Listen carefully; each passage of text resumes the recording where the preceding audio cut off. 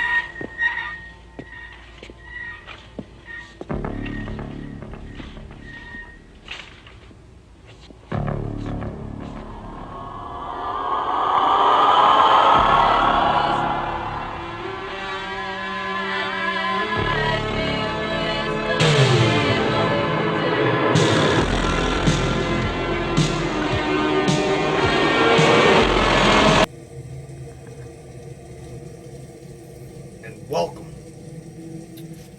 So, tonight's feature, many of you might be surprised to know, actually stars Bruce Campbell, who to this date is known best for his role as Ash Williams in the Evil Dead franchise. The movie was originally written in 1979. Came out in 1981 after filming through most of a very harsh winter. We got one of the greatest horror films ever made, The Evil Dead. Spawning 2 sequels, a franchise, and even a refake that we won't mention here. Also starring Mr. Tom Atkins, who most of you will know played the Doctor and the lead role in Halloween 3. And Actually, for those of you out there who don't like Halloween Part 3, I'll say it just like Tom Adkins said it back in 1983. If you don't like Halloween 3, fuck you.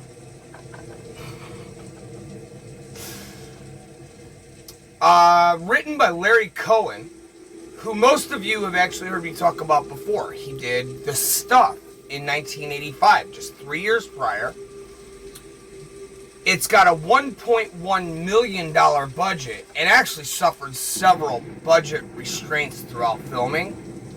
One of the biggest problem was, although not really a huge moneymaker, they had a hard time securing locations because of the subject matter, for lack of a better term. See, they were portraying the psycho, murderous, kind of everything they want cops to look like today in our modern media. The whole defund the police thing.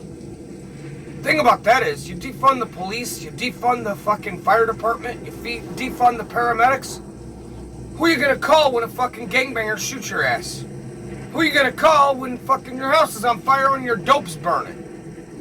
Who are you gonna call when there's 10 guys kicking in your door with machine guns?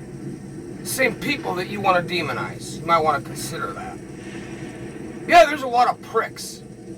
That's every profession. Shit. Back in the 80s, chicks had to deal with the fucking cat calls from the guys in construction hats. Now they gotta deal with the girls in construction hats doing the cat calls. Oh, I forgot. I'm not allowed to say man and woman anymore. Hell, they'll throw you in jail for that too. In fact, it's pretty funny.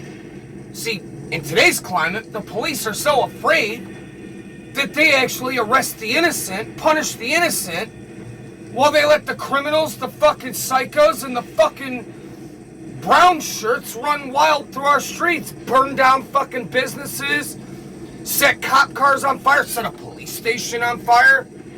Oh, sure, all this is okay, but if you pray in front of a church, you're going to jail. If you pray in front of a fucking abortion clinic, you're going to jail.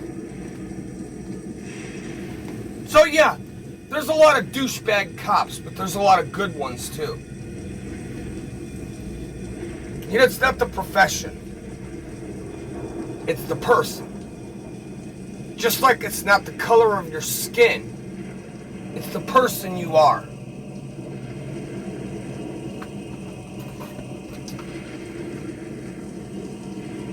Too much have I read, and too much have I had to listen to on this very movie.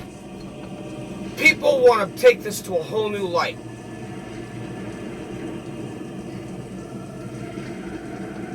Defunding the police is not the answer. Funding the police and defunding the judicial system, that might be an answer. Let's think about it. How many innocent people have been fucked by the court system? How many guilty people get off because they got the money to pay for the high-priced lawyers? How about we defund lawyers? How about that for a start? Yeah, I get it. You're supposed to have someone to represent you. Well, when does representation cross the line with outright, I know my client did it, Hillary Clinton, but we're going to laugh and make jokes and fuck everybody because, well, we got him off. Ha ha ha.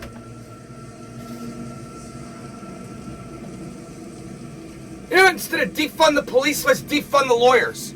Instead of defund the police, let's defund the prisons.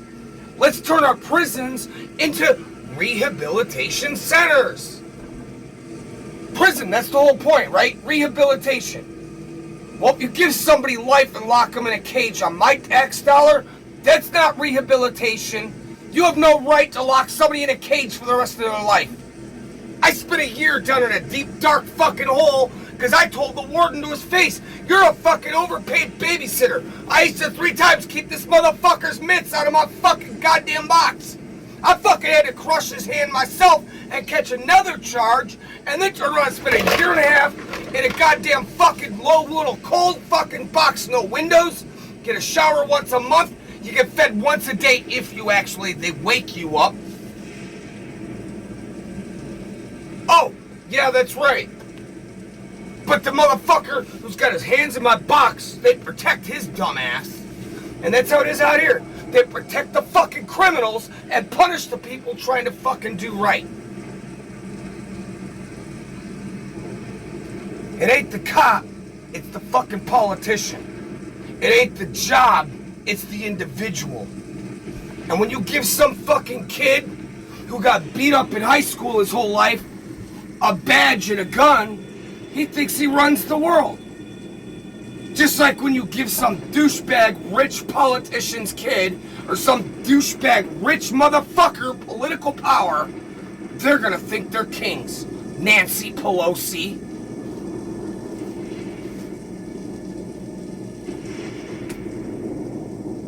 Here's how we're gonna start this. We're gonna take 1.5 cups of milk.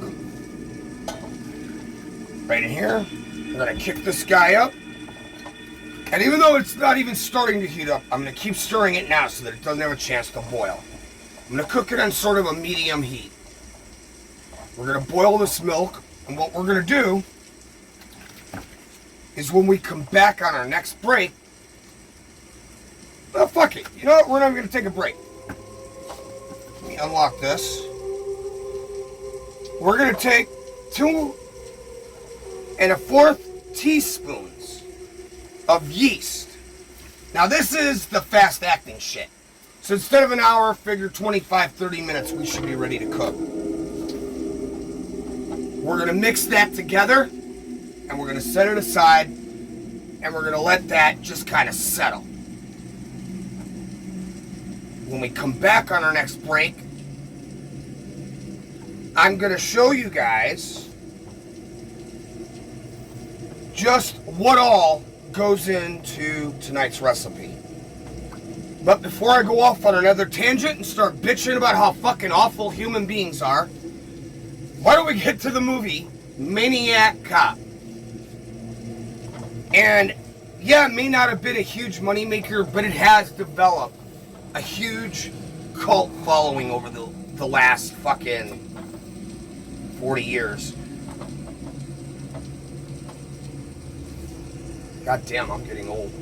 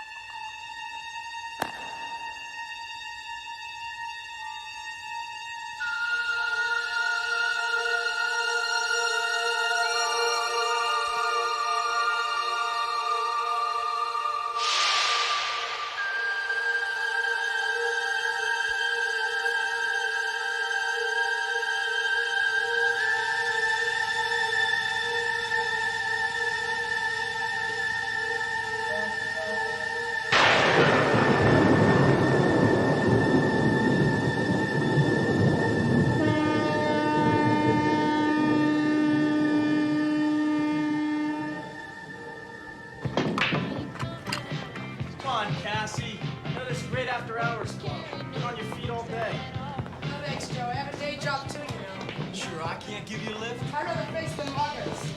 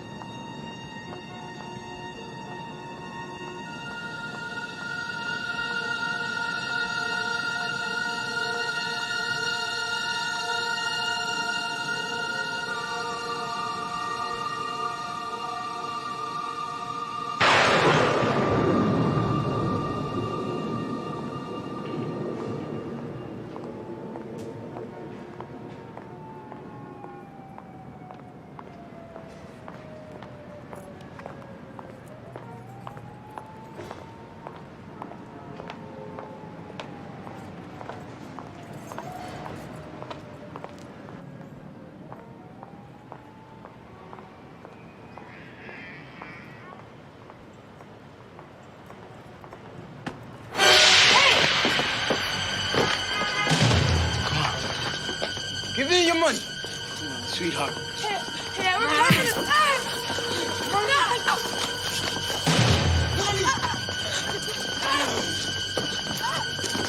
Hey, we're part for this! And it's all me! Hey! It's me!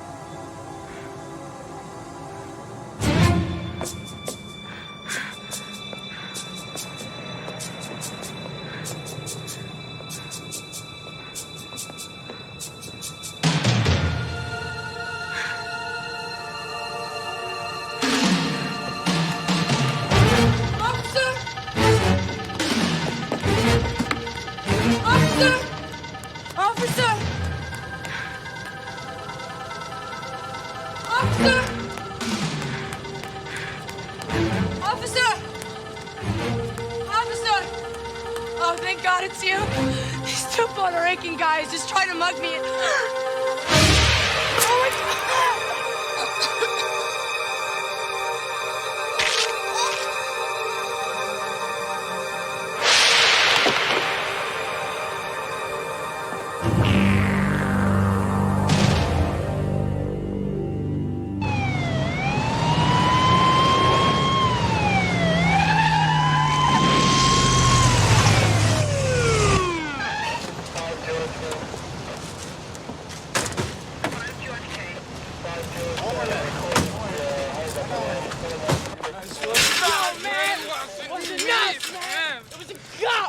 Big cop!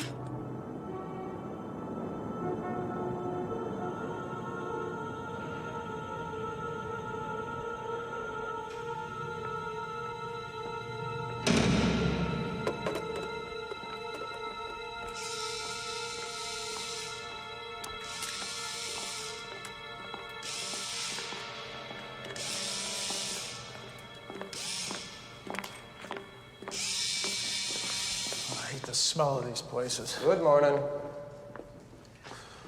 So, Well, we have a C2, C3 fracture dislocation. The head was unstable and there was a sudden deceleration injury. As in your old hanging, where the head just pops. That's not what's interesting. What's interesting is we also have a crushed larynx. It's just flopping.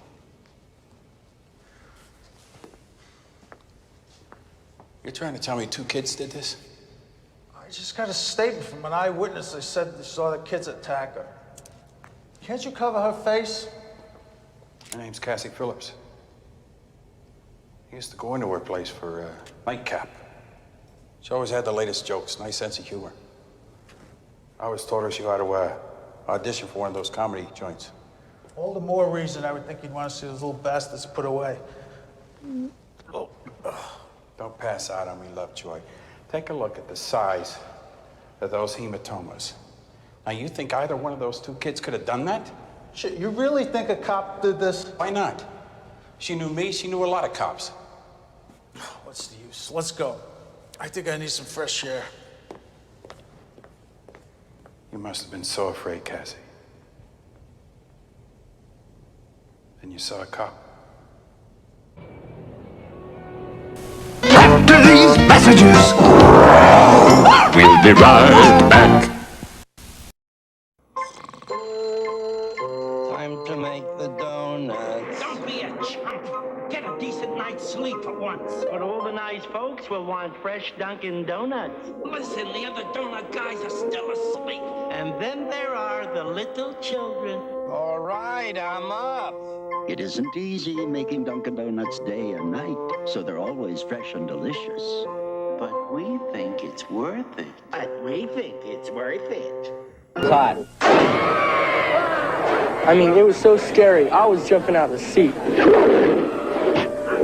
I hid through about half of it. Blows Texas Chainsaw away. Evil Dead 2. It's a classic horror film. Dead by Dawn. Coming soon to a theater near you. FBI statistics report that 1 in 40 cars will be stolen this year. Will your car be next? I'm not an actor. I'm Captain Jack Cleric. This space used to have a car parked in it. The owner will be back shortly to find that his car was stolen. He could have prevented this theft had he installed the club on the steering wheel of his car. The club is a bright red, tough tempered steel bar that cannot be cut and attaches to any car's steering wheel. Once attached, it makes steering impossible. Plus, because of its high visibility, an auto thief will walk away from your car and look for an easier, unprotected target. After testing, we recommend the club for Operation Lockup. So why not do what millions of other Americans and police officers are doing? Protect your car with the club. But please beware of cheap imitations. Make sure that the anti-theft device you buy says the club on the handle. The Club. I'm going deep, deep, deep, deep undercover. Axel Foley is back. Hey, look, man, I'm a businessman, okay? I gotta make moves. I'm moving kind of me out. He's Detroit's gift to Beverly Hills. How long would it take to shave those legs anyway? Get out of here, you degenerate. I want you out of here. Is this a black thing? Oh, this is a big mistake, a big mistake. Eddie Murphy, Beverly Hills Cop 2, rated R. Starts Wednesday, May 20th at select theaters. You lying fuck! You could kill me right now. Get out of here scot-free, couldn't you? Welcome back. Now, as to where we left off, you want this roughly 110 Fahrenheit, or you want it around 43 Celsius. Now, I made this about 600 Celsius, so I sort of done mine a little hot. Now, what I'm going to do, though, is while it's hot, pardon me, I'm going to take 2 1/4 teaspoons, leveled out even like this, and I'm going to take these one-celled microorganisms. They call it yeast. It's fucking bacteria. And I'm going to throw it in my milk.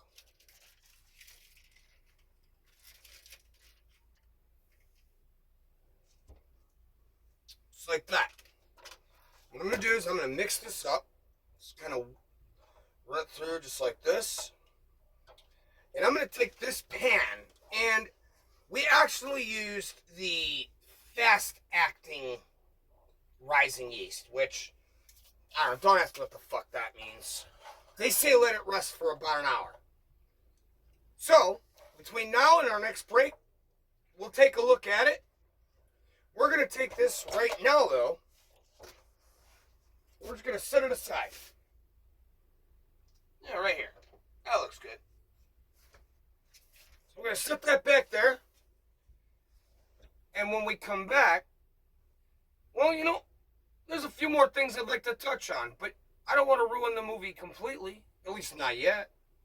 So we'll see you right here on our next break, right here on the one and only Killer Kitchen.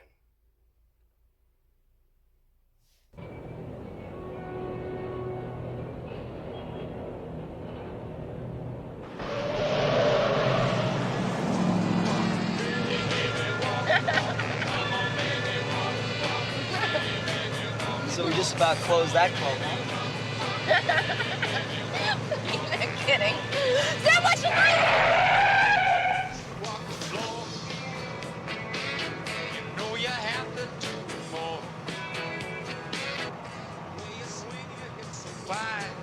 What's the matter with this thing? It's quite broken or something.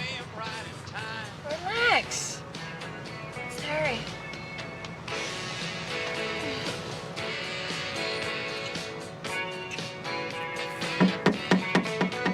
Shit, it's a cop. Ditch the van. Where'd he come from? I don't know.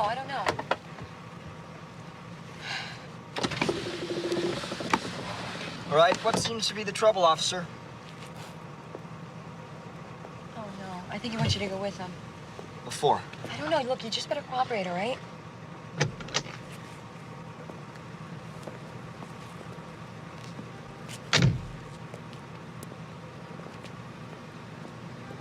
I can't stand any more tickets. My insurance is gonna go up.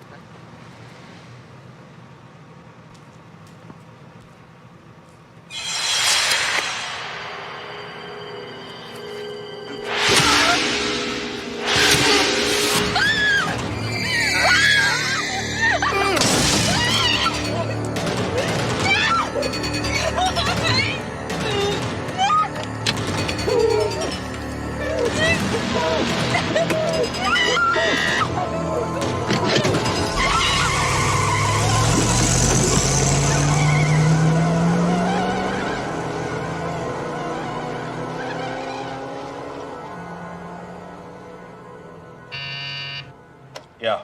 Commissioner, Detective Lieutenant McRae is here to see you. Send him in.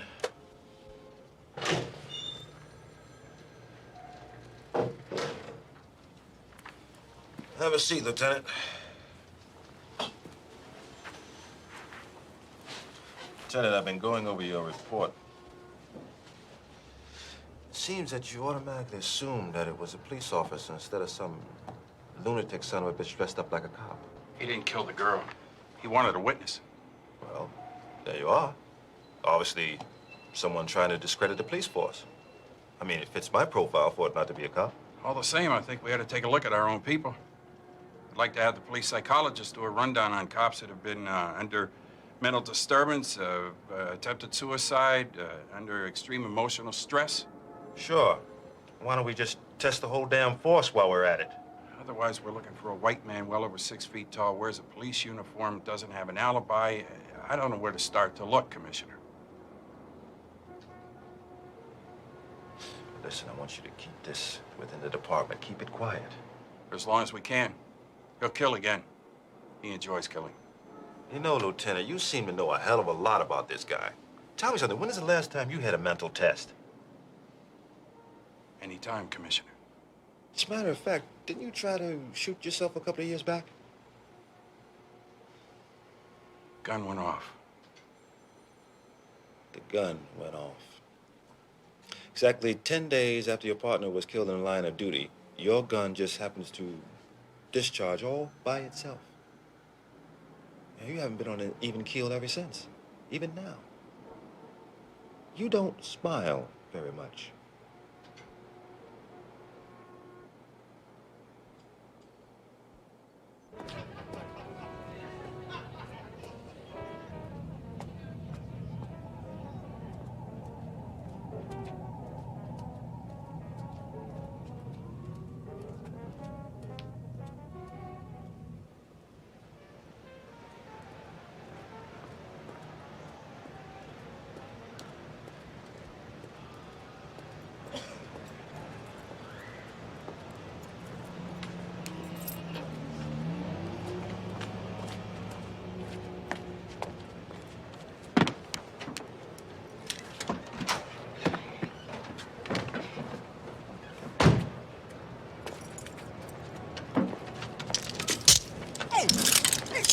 doing? This is my club. Ow! Ow! What the? Man. Oh, please help! Help! Help me! Help me! Help me! Help!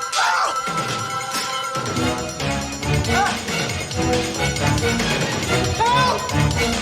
Help, please! Please, help! God, please! Help me! Please! Stop, buddy! Please! Stop this! Please, help me! Please!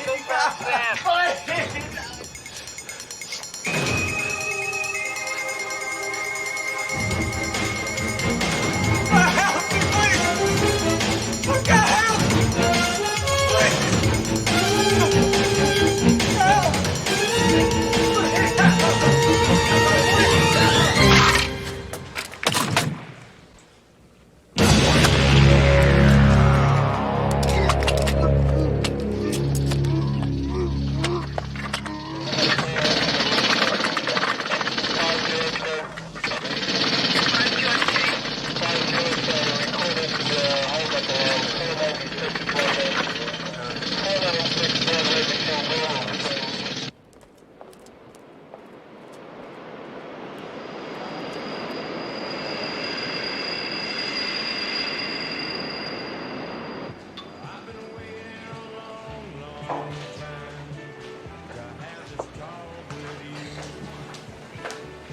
I was surprised when you called.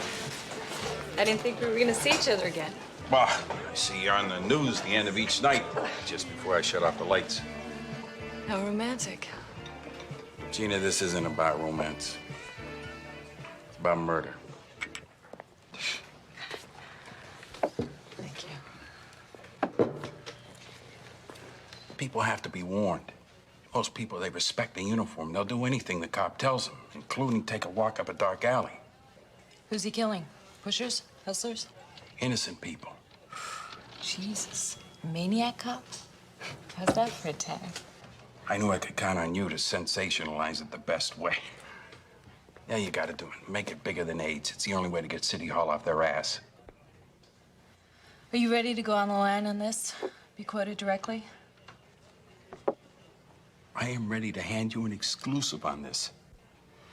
But I want you to break it on your late news show tonight. Okay. I'll need a backup on every detail. Names of the witnesses, specifics from the... You'll find everything you need right there. McCrae, remember, I owe you one. You don't owe me anything. Now a News Channel exclusive. This reporter was informed by a source within the New York Police Department of attempts by the Homicide Division to suppress facts regarding 3 recent homicides. Facts and witnesses to these murders point unmistakably to a uniformed police officer. I repeat, a uniformed New York cop has been seen in the commission of the brutal killings occurring on the streets of the city after dark. The questions this station wants answered. Why has Commissioner Pike withheld these facts? And does the mayor know what's going on in his city? How can the public defend themselves if they're unaware that one of New York's finest may indeed be a psychopath whose intent is to kill them rather than protect them? Tomorrow on the morning show, we will have an interview with Detective Lieutenant Frank McCrae, who is in charge of the investigation and who was ordered not to speak to the press.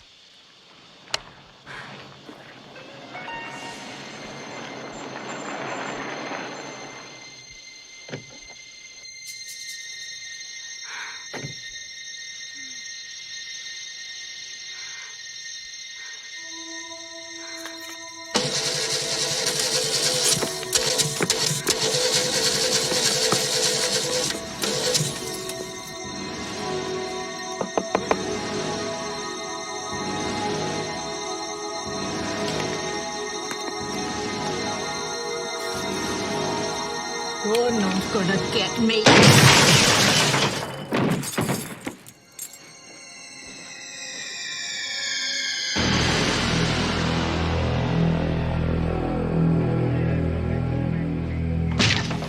Anybody who wants to shoot a cop nowadays has got one hell of an excuse. You believe that?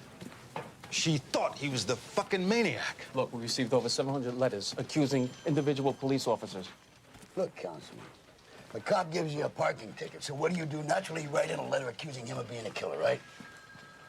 So why does this have to happen? I have 4 weeks before I retire. Hey, look, we're all in trouble here, Captain. Tourism is off by 38%.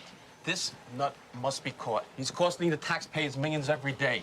Ripley, if you can't handle this, why don't you put in for early retirement and step down, huh? Yo, Wakers. I'm gonna nail this bastard. Be sharp. You're always one step ahead of me. If I stake out Rebecca and Zoe, he strikes the east side. He may be getting information from inside the department. That means he is one of us. Will return to Killer Kitchen only on the Angry 80s Guy YouTube channel. Uncut, uninterrupted, 4 hair-raising, spine-tingling, twisted tales of the unexpected. Going my way. Of the disconnected. Who's on the line? Of the resurrected. Well, he's alive. He's a dummy. He's a black on wood. And the misdirected. I was only trying to protect my home. For the best from the Twilight Zone. Monday night at 8 on Channel 11. You're sick people, all of you. Time to make the donuts. Dunkin' Donuts are always fresh. I made the donuts. We make them at least twice every day. Time to make the donuts. Not a few kinds, like supermarket. Made the donuts. Time to make the donuts. But up to 52 varieties. The donuts. Time to make the donuts. I made the donuts. Dunkin' Donuts, up to 52 varieties, fresh day and night. No supermarket can say.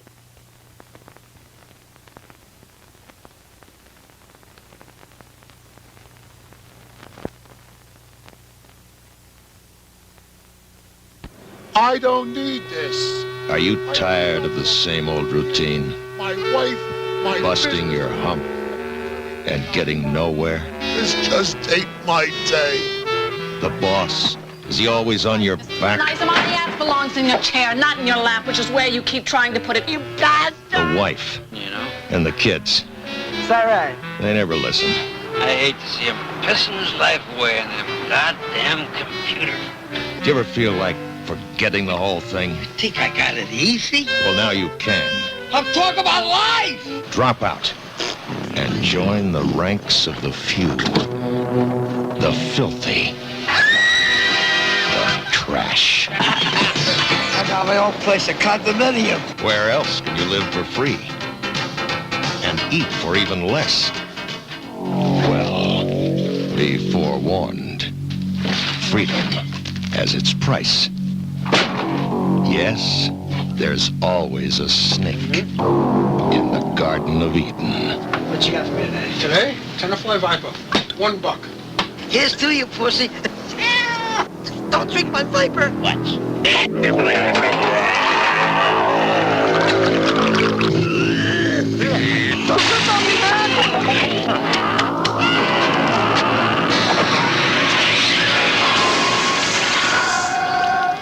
What's the matter? You can't hold your liquor, huh?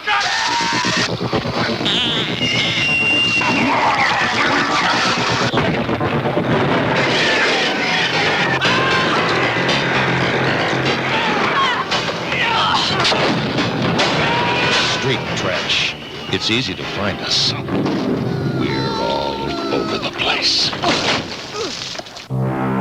Street trash.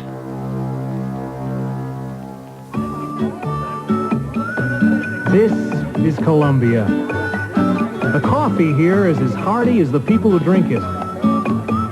That's why Hills Brothers comes here for their 100% Colombian coffee. Of all the coffees they make, this one's just a little stronger.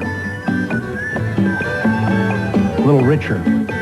Hills Brothers 100% Colombian. If you like your coffee like this, come here. We now return to Killer Kitchen.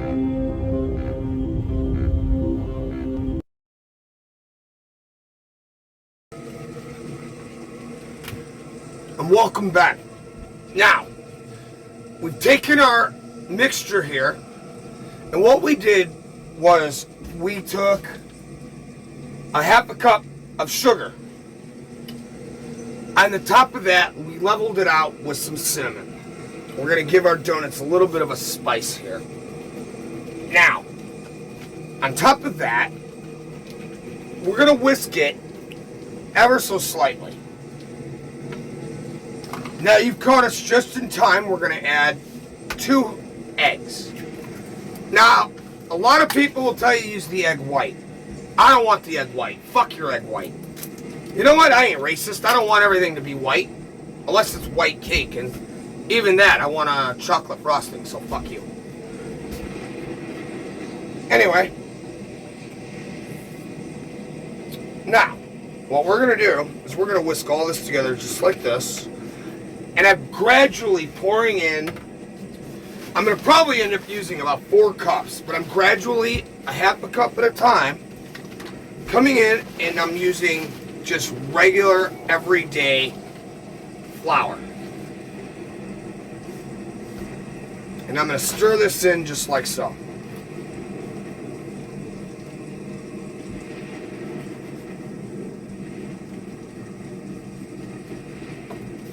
We're going to make this into a dough. And once we get our consistency just right, I'm going to mold this down. Now again, I'm not 100% sure if I can make the rings and make them stick together the way they're supposed to, you know. Now, on top of that, we're going to take, we used a half a stick of softened butter. Now we're going to take 1 teaspoon. That's the 4th. Where's my 1?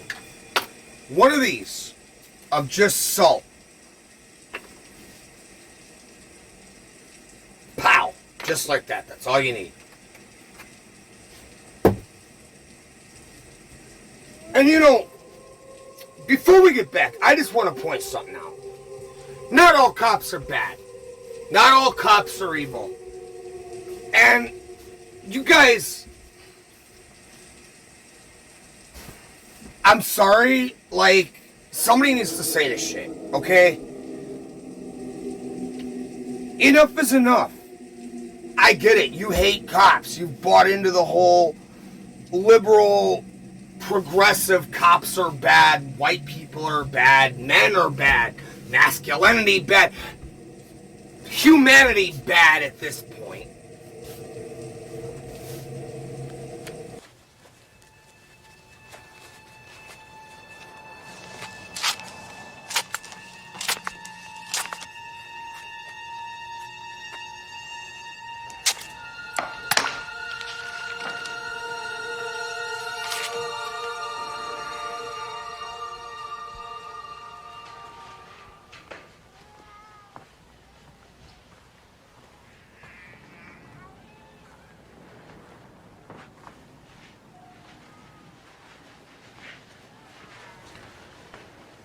I didn't know you were on duty tonight.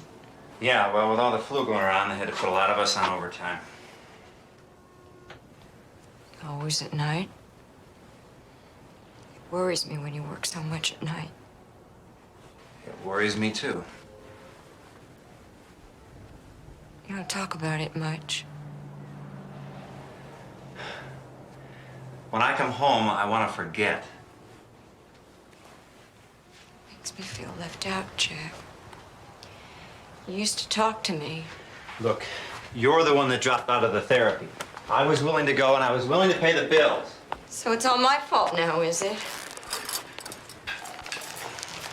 I did everything I could to hold this marriage together. You talk like it's already over. Yeah, well, it's not enough to talk. You have to listen, too. I suppose that's why you're taking so much overtime, to get away from me. Or is it something else? What's that supposed to mean? Sometimes you wake up screaming like you can't breathe. Sometimes I get afraid that you might hurt me in your sleep. Have I ever hurt you? I know it's wrong to be afraid of my own husband, but Now, why couldn't you say that to the therapist? Why couldn't you simply say, I'm afraid of him and I don't know why? Oh, Jack, please. Don't go out tonight. stay with me. Now, how can I? I'm on the duty roster. I'll make it up to you over the weekend. We'll go for a ride in the country. We'll go on up to Tarryton like... Hey, don't pull away from me. I don't know what's happening to me. I don't like being alone till all hours. I hear things. I think I hear things. Look, there's enough locks on the doors, and you've got a gun, and you know how to use it. Let me fix that for you. Look, if I get off early tonight, I'll try not to wake you. You can wake me up. Maybe I'm just sleeping too much, you know. They say that can be depressing to a person. You know, too much sleep. Be careful now. You say that every night.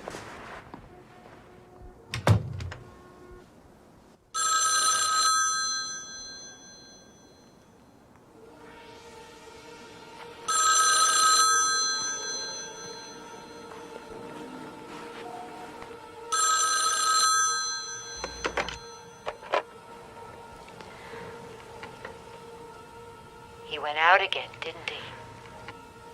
Who is this? Why do you keep calling me? Why does Jack keep killing people? Is he gonna do it again tonight? Why do you keep doing this to me?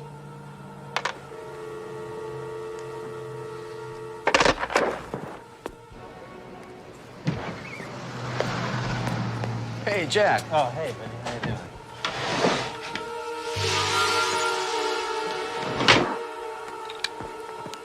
It's no big deal. Whenever you get a chance, have it. Nah, I'll fix it myself.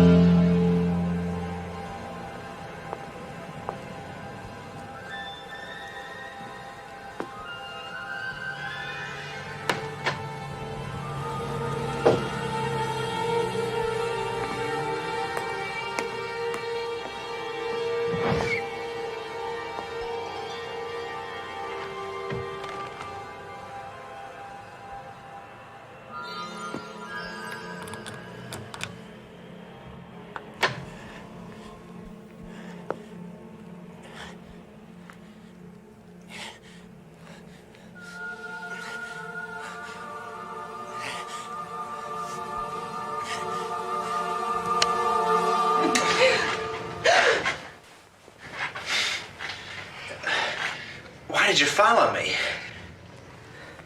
I thought... I was afraid that you were... God. I didn't want you to find out this way. I wanted to tell you, but I didn't know how. Just don't come near me. You have every right to hate us both. But let me just try and explain. I don't want to hear another word. Just don't say any more. Because I'll kill you both. Ellen, don't point that thing. Just don't point that thing. Let her go. Let her go.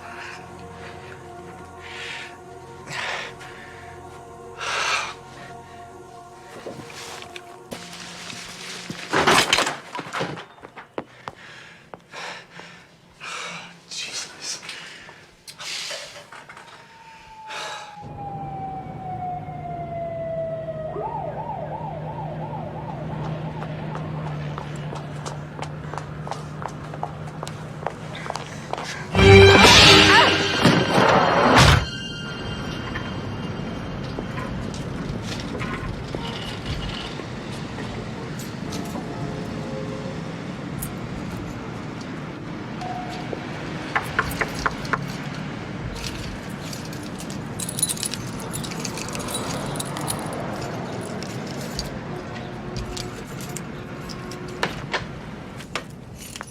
checked out yet? Oh. You must have partied it up good in here.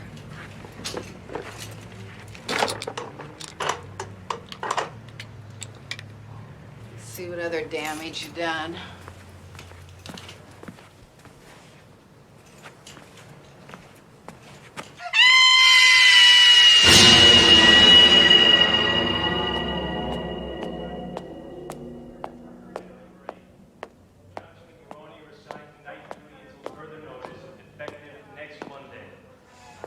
Item number 9. Remember, gang, the Red Cross blood drive is next week. Let's do our duty. Item... Forrest, let's talk. Yeah, sure, Captain.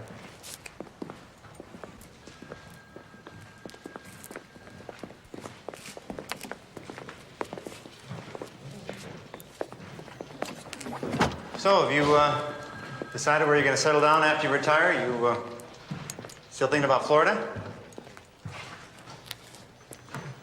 It's about your wife.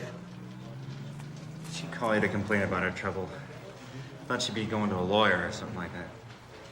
So the two of you haven't been getting along then? Ripley. Look, Captain Ripley. Captain, since when is my personal life any of your business? Since your wife was found dead in a motel room in a sleaze bag motor inn on 11th Avenue, with her throat slit from ear to ear. No, you gotta be wrong. You want to see the pretty pictures? She ran out. I thought she went back home. You admit you were there? I tried to stop her, but she had a gun. Truman Forrest, before you say anything else, I better read you your rights.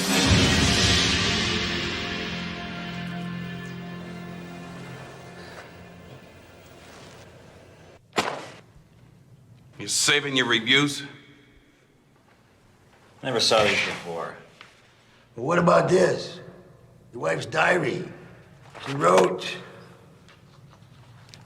I now believe my husband may be doing these murders.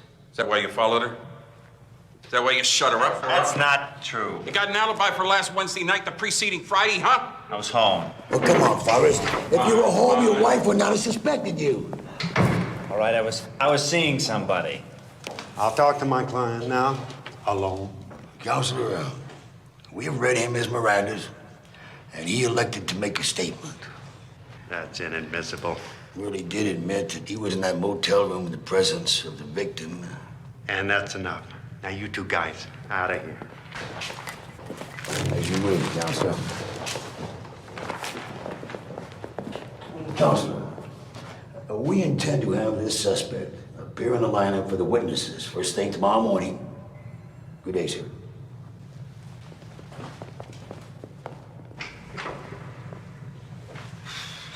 These guys are trying to make me the fall guy. Everybody's screaming for blood, and all of a sudden I'm it. I'm certain you had no control over what happened. Call it irresistible impulse. That's a legal defense. Better yet, maybe you don't even remember committing the crimes. Blackouts, momentary lapses of memory. What are you talking about? I'm not crazy. I didn't do it. You were seeing a therapist on a regular basis. Oh, come on. A marriage counselor. I got a witness, okay? Somebody else who was there. I don't want to bring her into this unless there's no other way. Pal, you need all the help you can get. It's gonna ruin her career. Let's give it to the end of the week. If they don't find the real killer by then, I'll name her. After these messages, we'll be right back. We know Dunkin' Donuts are always fresh and come in more varieties than supermarkets. Excuse me. But we like to make sure. Do you have delicious chocolate frosted donuts like Dunkin' Donuts? Hmm? No. Do you have 5 kinds of jelly donuts? No. Ma'am. Were these made fresh this morning? No. Good. Dunkin' Donuts. Up to 52 varieties made fresh day and night. No supermarket can say that.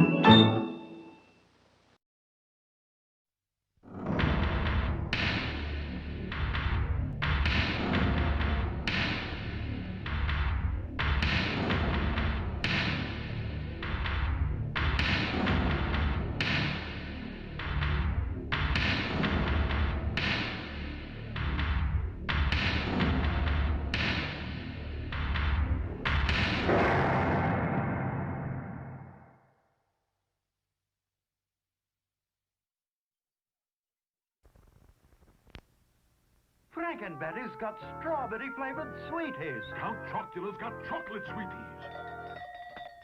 Must be for me. Hello, my name is Boo. Gentlemen, let me finish. Boo Berry, your new neighbor. I do not wish to frighten, just to borrow some milk and to explain about my new ghostly good blueberry-flavored cereal with a haunting blueberry taste. Boo Berry. Well, boo to you, Blueberry. Gentlemen, please, I just want to tell you about my new super sweet cereal, Blueberry. Frankenberry's got strawberry-flavored sweeties. Count Chocula's got chocolate sweeties. But I've got blueberry-flavored sweeties. Frankenberry. Count Chocula. And brand new blueberry-flavored Blueberry.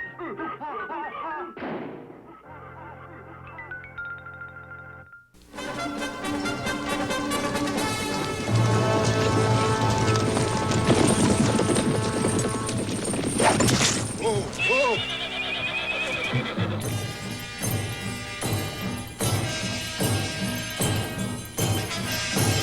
Looks like we got company, Sergeant. Hold your fire, man. Hold your fire. Ain't no braver man alive.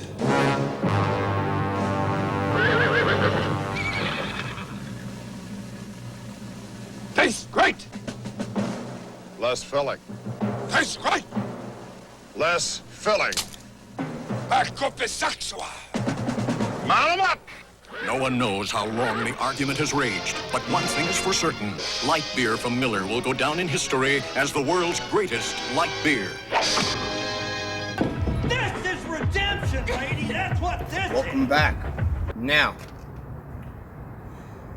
I suppose while he gets a hang of the situation and starts figuring a few things out, maybe we should get a hang of our situation. See, so far tonight, all I've done is piss and moan, bitch about jail, and bitch about cops, and bitch about liberals. But you know, I think I missed the whole point. You see, this is one of Larry Cohen's finest films ever. And it goes so unnoticed. And, you know, director William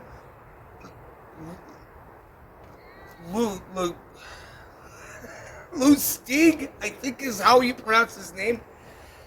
The guy came at it with such a finesse and something that was so, it was in tune with how people were feeling in 1988 toward the police department that we once trusted. Well, let's be honest, we haven't trusted the police since they started arresting hippies and they all of a sudden started being made to look like the bad guys in movies. Of course, that wasn't all bad. See, once we became the bad guys in movies, not we, like me personally, I ain't no cop. But, once they started getting that persona of the bad guy in the movie, well, that's how we got guys like Bruce Willis playing a detective on vacation on Christmas Eve at a fancy fucking office building. That's how we got Dirty Harry. So it was almost a good thing, you know, make cop the bad guy, but he's also the good guy, and we got some of the greatest action-adventure man movies ever made. And I know it's such a horrible thing to call it out, but damn it, in the 80s we were men. And we wanted manly things. That meant lots of titty shots, lots of fucking explosions, and even more of a fucking story that had to do with how great America was. You know, they quit making movies like that and everybody became a bitch. I don't know. Maybe it's just me. So what we're going to do is, in the meantime, we're going to take this pan right here. Now, I plan on investing in an actual, like, pan to do this deep frying. This was more of a last minute, and I wasn't going to pay a lot of money that I ain't got. Biden got us all kinds of fucked up. So I went and bought a $1 roast pan. Tinfoil. Shit, I probably at this rate could have made one myself out of the tinfoil roll in my house, but it would cost me more than $1. I'm gonna take this oil, and I'm just gonna dump it in.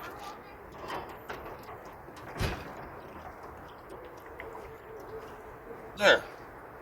And that's not too bad. That's good, too.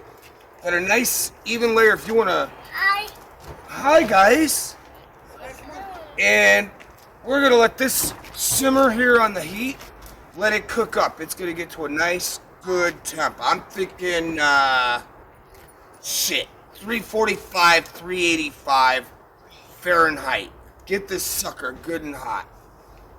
That way, we roll out our dough, we get our shapes cut, pop it in there, let it sit for a few seconds, flip the shit over, we're good to go.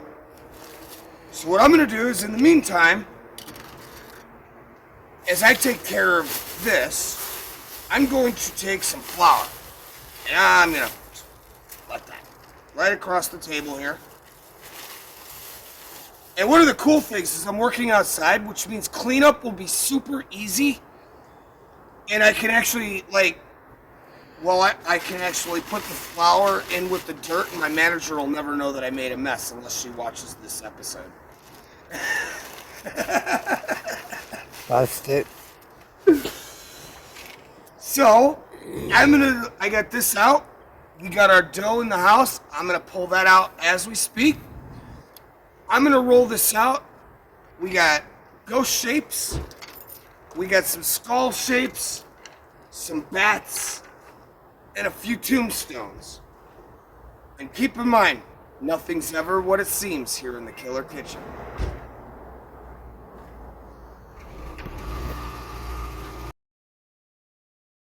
Yeah, so I told my kids, you see a cop, you cross to the other side of the street. I see a cop, I'm out of here.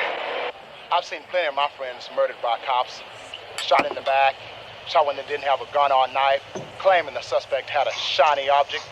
You know, cops like killing. That's why they're cops. Yeah. Who's gonna be next, huh? Cops like you to be scared of them. That's what makes them men. Real men. Because without the uniform, what are they? I'm not scared. They respected cops in my day, otherwise they hit you in the head with their billy. They didn't take no guff, no, they were the law. Nowadays, I guess, they gotta shoot you to get respect. Nobody gives no crap to the cops no more since this crazy cop come along. You see a cop coming now, you get out of the way. And there ain't much crime no more. Hey, listen. About 18 years back, I had a case where this guy made it look like a psychopath was at work. So what does he do then? He goes in and he kills his wife, and it looks like it's one of the serial killings. Jack's been set up to take the heat off the real psycho. You don't tell me you think this creep is that smart. He's a cop, maybe even a detective. Fuck you. Come on, Ripley, why not? Every detective keeps his old uniform hanging in mothballs. It's the one thing you never get rid of. Now, let me tell you, if Jack had an alibi, he would have come across with it by now. Jack is protecting someone. Whoever it is, he doesn't want them to get involved. And the killer knows who it is. And you're a cop. Fucking A, I'm a cop. What the fuck are you? Fuck you.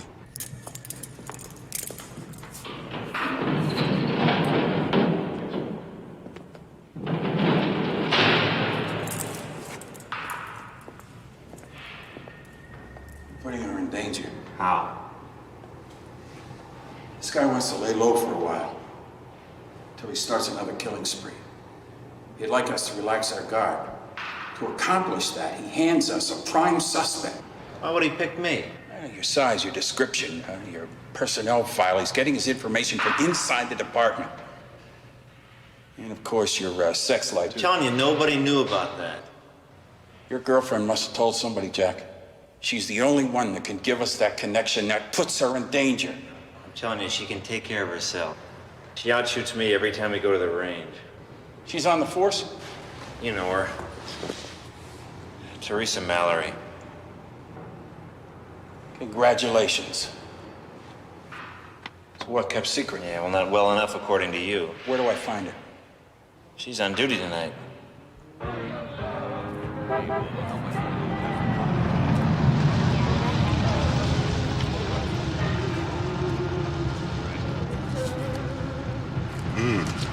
How you doing, beautiful?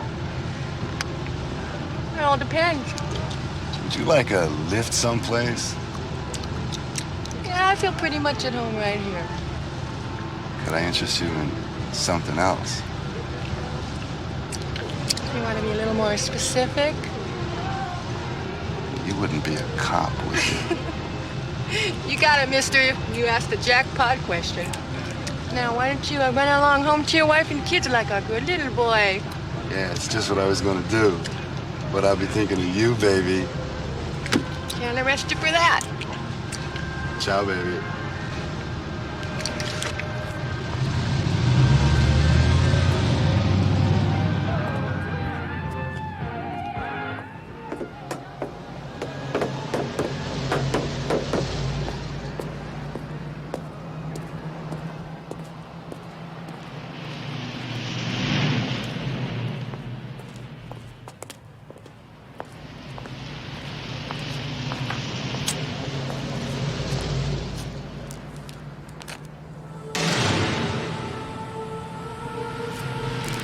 Who is it? That you, Malone?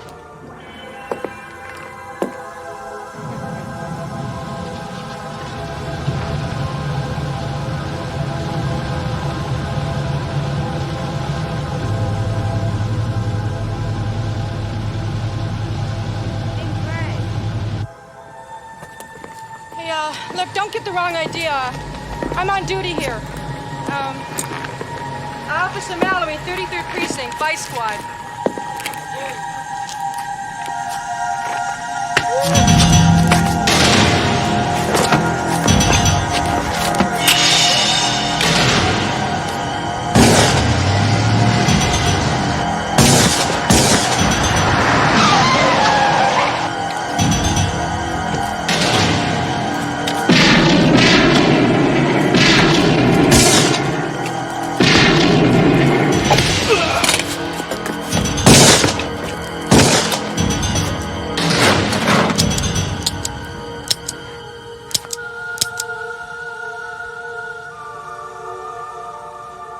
It couldn't have just been a bulletproof vest. I hit him in the head at least twice.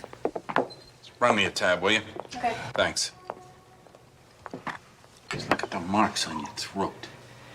I'm telling you, Frank, his hands were so big, and they felt like ice, even through his gloves. He wasn't breathing.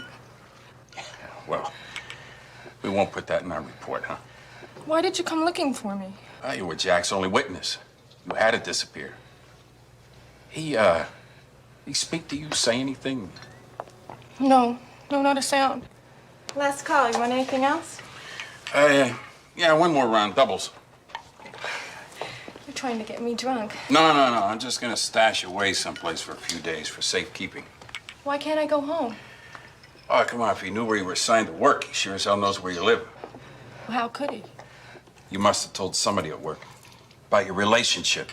Oh, come on. Jack was deliberately set up. Somebody phoned his wife to follow him. Now, who did you tell? I guess you know Sally Noland. Should I? Well, sure. She's been on the force for 20 years. She's like a den mother to all of us. You know, she wears that leg brace. Oh, yeah. She uses a cane, sure. Yeah, that's her. Her father's a cop. I know, she's a fixture down headquarters. She's been there so long you hardly notice her anymore. What's this? Key to my apartment, 4E. I want you to lock yourself in there.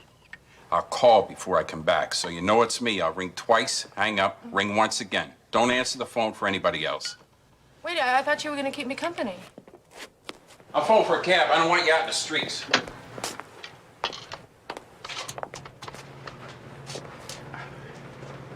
I'm gonna stop down headquarters. I have a feeling Miss Nolan will be haunting the joint.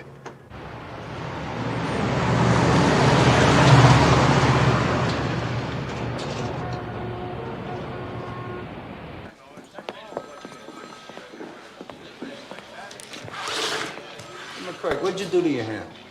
Cut myself shaving. Sign me in, will you? Yeah, sure.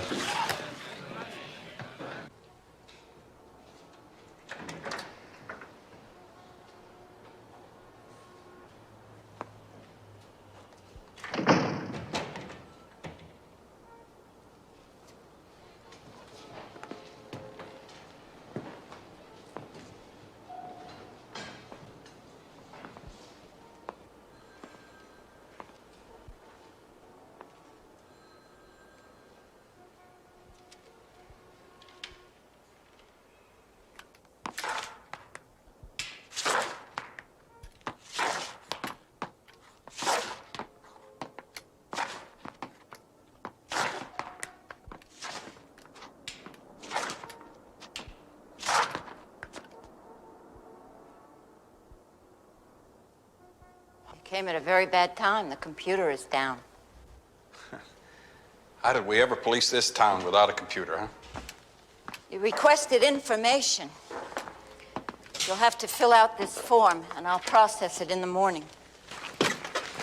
You have a pen? Thanks. Probably have a hard time writing with this, Anna. Got 11 stitches tonight. You know, we really should know each other. We've probably been passing each other in the halls for years. We do have one friend in common. Who's that? Officer Mallory. Teresa. She had a close call this evening. Why? What happened? Well, she was working undercover vice, ran into a psycho. It's a mess. How is she? It's okay. Oh, thank Jesus for that. She's a fine girl, that one. I knew you'd be relieved to hear she was okay. Yeah, we should all have us a beer together sometime, get to know each other. Sure. We'll all be inseparable. How's that form? I'll tell you the truth, it's not very important, man. Forget it. Gotta get that computer fixed. I'm glad we finally got to say hello.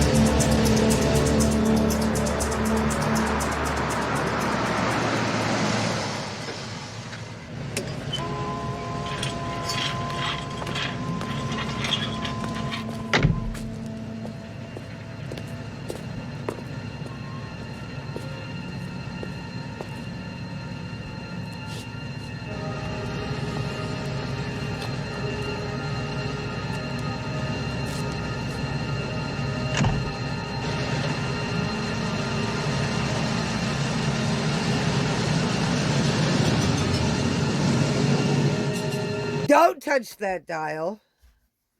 You're watching Killer Kitchen right here on the Angry 80s Guy YouTube channel. We'll be right back.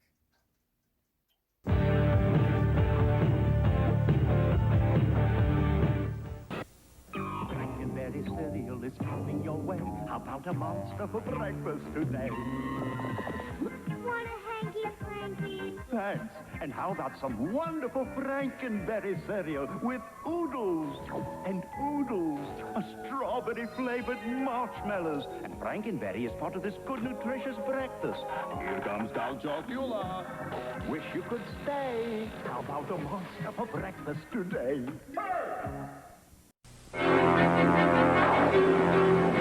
The mindless, murderous fury that was buried with Jason has been reborn.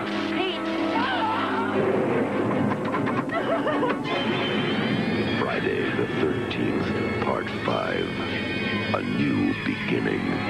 Rated R. Starts Friday at the Lyons Avenue and East Sprague Cinemas. Watch out for him. It started to happen again. Dad! I'm in trouble. You've had some scary dreams, okay? Help! Daddy can't help you now. Freddy is back on Elm Street, and he's not a welcome visitor. A Nightmare on Elm Street, Part 2. Freddy's Revenge. Rated R from New Line Cinema. Now showing at a theater near you. The chicken and biscuit special. From KFC. 9 pieces of chicken. The Colonel's recipe. 4 buttermilk biscuits. Fresh from scratch. Only $6.49 for the perfect match. Only $6.49. So look for the sign at Kentucky Fried Chicken for a limited time. So bring some home for the family tonight. Cause when it comes to doing chicken, we do chicken right. Also at Kentucky Fried Chicken, try our new Kentucky Nuggets.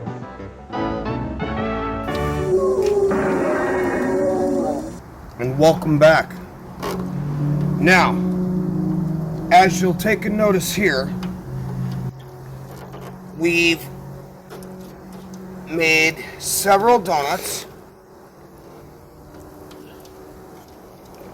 And Binks is losing his fucking mind out here. So what you want is you're looking for that golden brown. Something just like that. Alright?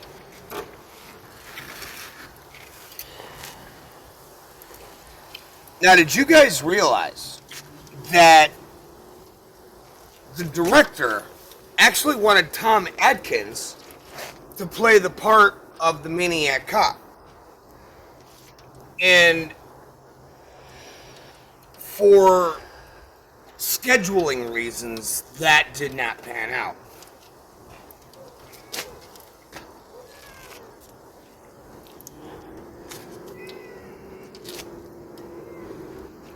But Zegler, the guy they got, because of his distinct jaw facial lines and the guy actually suffered from this like weird disease. I really can't even pronounce it. I've looked it up and I've tried for the last 3 days. Like, I literally can't pronounce this disease. I just can't. But what it is, it's a calcium deficiency where his jawline built up this calcium and it gave him this really thick like jawline. So for when he stepped in, it made the Maniac cop. It was like, this is the Maniac cop, and it was so distinct and it was so like immersive almost. It made it like everything about it was just like all the stereotypes rolled into one, and he played it off with such finesse and with such, I mean, this guy, what he put into it, he gave his heart and soul. And in the end, we ended up getting 3 movies. Now, I can't say for sure if I'm going to give you guys The other two here on the Killer Kitchen. But both of them are playing right now on my YouTube channel. Angry 80s Guy, Killer Kitchen. Both of them are up there. They're airing right now. We may do them here on the Killer Kitchen. We may not. But I'm not going to lie. One of the biggest reasons we're doing this one tonight has nothing to do with me wanting to talk shit. Nothing to me. Honestly, the reason I was so angry in the beginning of the episode is I was so sick. I put on this movie. I want to show you guys something cool. It's just like a great horror action.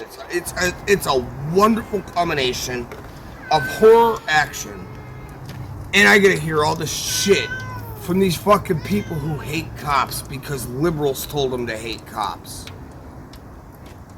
You know, not all cops are bad.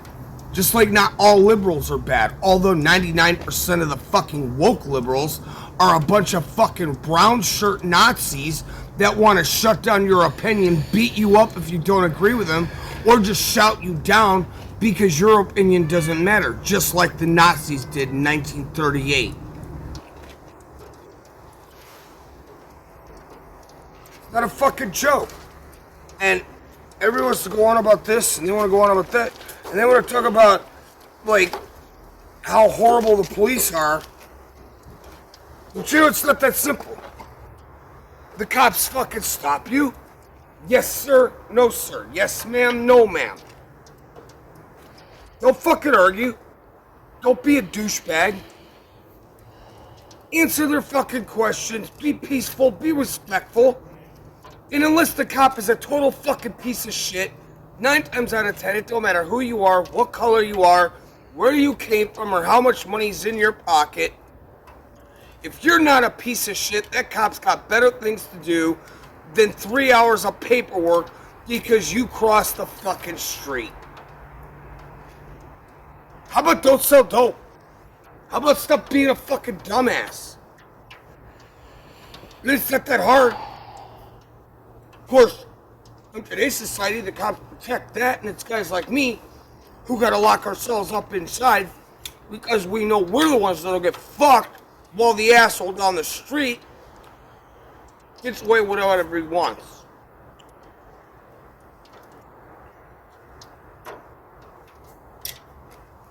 This is Killer Kitchen, and we'll see you on the next break where we're gonna make our homemade bloody glaze. So stick around for that. We'll see you after this. Hey, real quick, I just want to point out one more thing, and it is kind of cool, but I gotta point it out. Did you notice the scenery, the shots that are in this movie? Like, throw all your political shit aside, throw all your hate and anger, or even how mad at me you might be right now. Did you really look at the scenery, the shots? I mean, for such a low budget, and the money they made back on top of it, and yet you gotta sit here, you gotta think, like, they captured the essence of New York City 1988 better than fucking any movie that decade. In a way, they almost captured the essence of 1980s New York City. I mean, it's something to really be admired. Look at what they did. Look at what they gave us. So as we finish out this feature, I want you guys to pay particular attention not just to the great acting and the ability, but pay attention more. Take a look at the backgrounds, the detail that went into the office buildings. In fact, there's a scene coming up I want you guys to watch for. I don't want to spill the beans, but it's a huge explosion. It was all done with practical effects. The Maniac cop, the car that's used, fucking bullshit fucking planes. Fuck you. You know, only an ignoramus asshole would place a fucking airport next to a residential neighborhood. Only ignorant, fucking selfish bureaucrat pricks would put an airport next to a residential neighborhood where they're flying that close to where we live. And that shows how little they care for the people that live next to them as well. Because all it takes is one of those engines that crashes right on my house. And it don't just kill me and my family, it kills fucking 3 other families around me. Ignorant pigs. And that shows how much they really care about you and me. That's how much they care about you and me. They fucking put an airport right the fuck next to where we live. They put their goddamn military bases right next to where we live. So China wants to launch a nuke. North Korea, Kim Jong fucktwat wants to launch a nuke. And I get to die because you chose to put my fucking home near your fucking shit. I get to die because some fucking asshole in the air got fucking drunk and crashed his plane. That's the consideration. That's the world you live in. They care so fucking much, that's why they put airports there right next to us. This is Killer Kitchen, and we'll see you after the next break.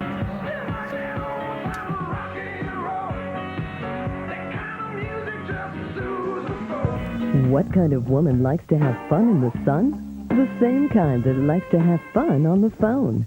You can call and share the best conversation anytime, whenever you want to have a little fun.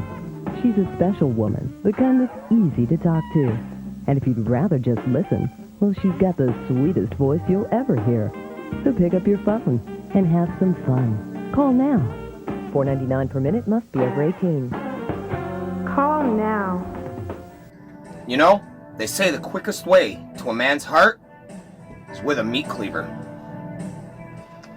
And the quickest way to reach us here at Killer Kitchen is to call 453-562-1388. And for those of you out there who are looking and you're wondering, you know, how do I get myself my own Killer Kitchen merch? How do I get my hands on some Angry 80s merch? Well, you know, I just happen to have a site, make it totally easy, and we got all kinds of shit. You can go to www.tpublic.com/user/Killer Kitchen. We're going to put the link in the descriptions right below, and that should solve all your Killer Kitchen needs. Now, for those of you out there who know that we're struggling, Biden's economy, just kind of how it is. But if you guys happen to have a couple extra dollars and you want to donate it here to the Killer Kitchen to help keep the show growing, well, you can do that right now through paypal.me/Killer Kitchen. Anybody who donates anything over $5, we're going to give you a huge shout out on the air on the next Killer Kitchen. So we totally appreciate you guys. And in the meantime, rather than take up any more of your time, I'd say it's time to get back to the movie. You're watching Killer Kitchen, only on the Angry 80s Guy. Brought to you by Yardley, makers of Black Label. Some guys have it, some guys never will. Be the guy who's got it with Yardley Black Label.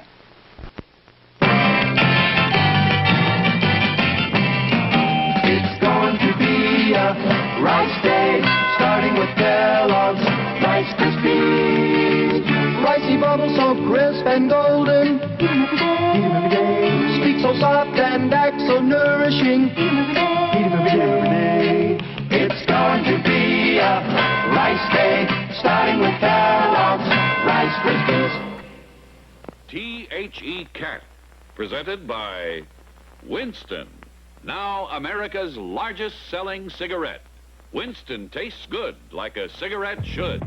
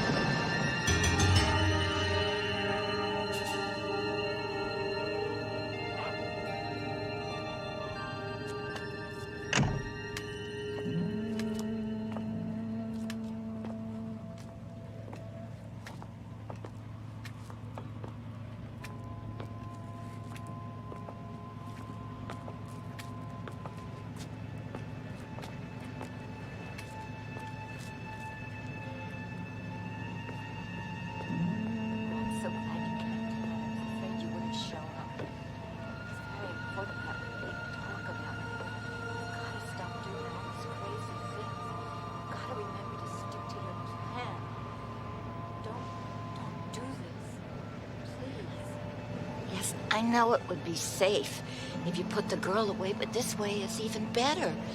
Now they think they got the guilty man, so that way they're gonna let their guard down and you'll be free to get to the mayor and the commissioner and put an end to this. I knew you had anger in you, Matt, but I thought it would be the dealers and the junkies and all the human garbage that you'd be cleaning the city of. Not all them poor people just minding their business. What's got into you, Matt? What's changed you so? I said that I'd stick by you, and I will. But you gotta stop this killing. Just only save it for those that did wrong to you.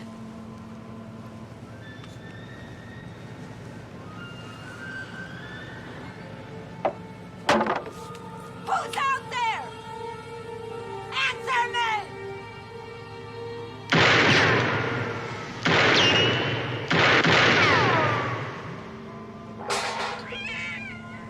Oh, I guess I was just jumping, Matt. Matt, where are you? I need you, Matt. You need me. Come back.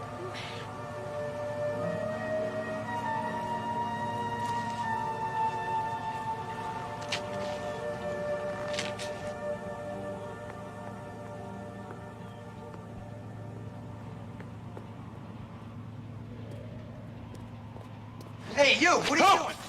Whoa, take it easy. What are you doing? I had to take a leak. You always take a leak with a gun in your hand? It's a good way to blow your balls off.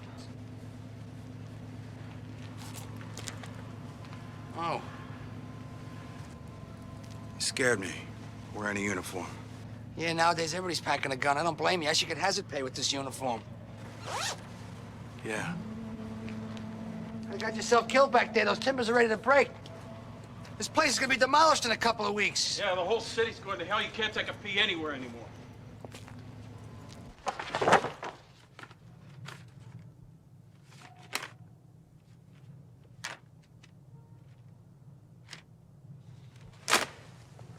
Here you are. More about Cordell than you got time to read. He was my hero. Yeah, Matt believed in the old saying, shoot first and ask questions later. He was kind, though. Gentle enough if you got to know him. Did you? Well, I hate to admit it, but he used to like to come in here and look at his clippings, just like you're doing. He kind of liked being a celebrity. It's a real shame about what happened to him. It was a crime what those politicians did to him. Putting him in Sing Sing with all those criminals he'd been chasing all those years. It was like handing him a death sentence.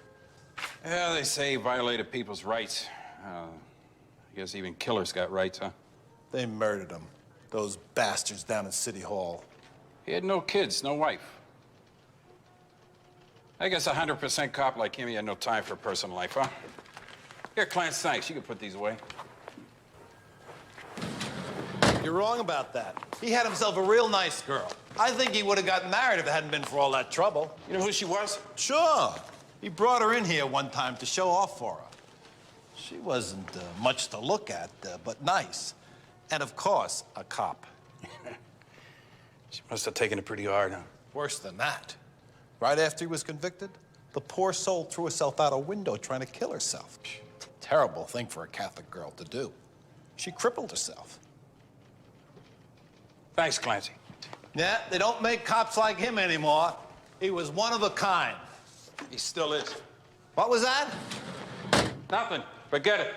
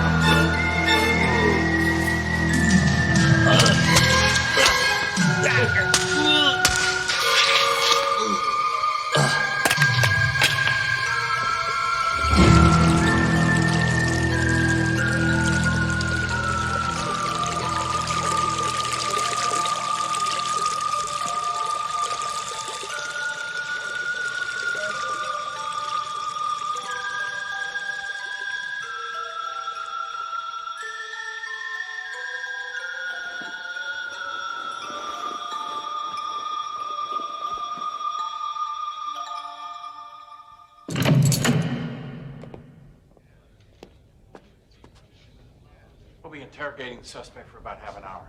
Okay, call me when you're through. We know who the killer is.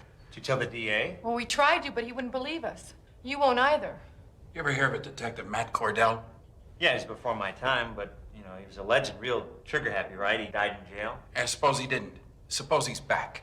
Only now he kills innocent people. Yeah, but how could he get out of prison alive? We're gonna find out. Tomorrow morning, I've got an appointment with the chief medical examiner up at Sing Sing, Dr. Gruber. You know, why don't you continue this questioning for a while alone? Rough him up a little bit. Thanks. Officer Mallory will continue the interrogation till I get back. Right.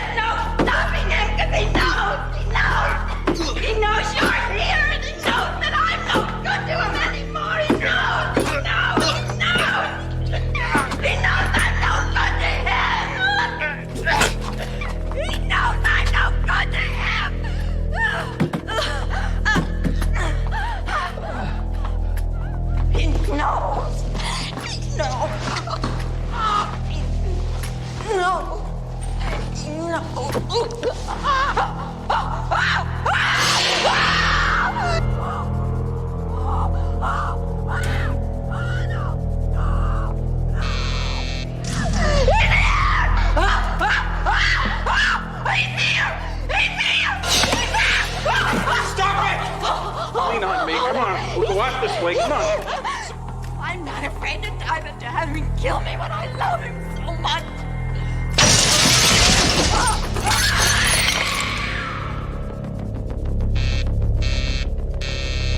Why doesn't anybody answer? No. Put her down, Cornell!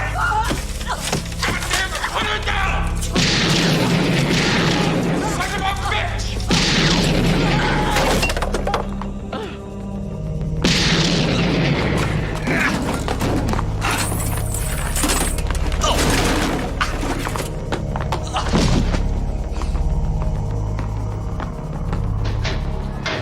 No, stay there. Hey, what's the matter with you? Didn't you hear the buzzer? What are you, deaf?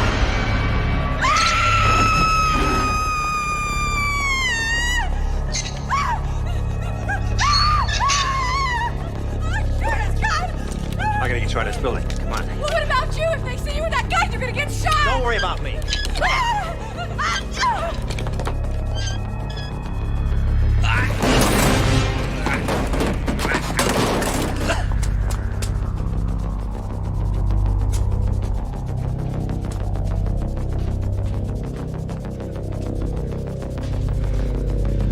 I gotta find McCrae. How'd you get here? With McCrae. His car's still outside. Okay, here's the deal. Get in and wait. If we're not out in 5 minutes, hot wire and haul us out of here. You got it? You got it. Okay, go.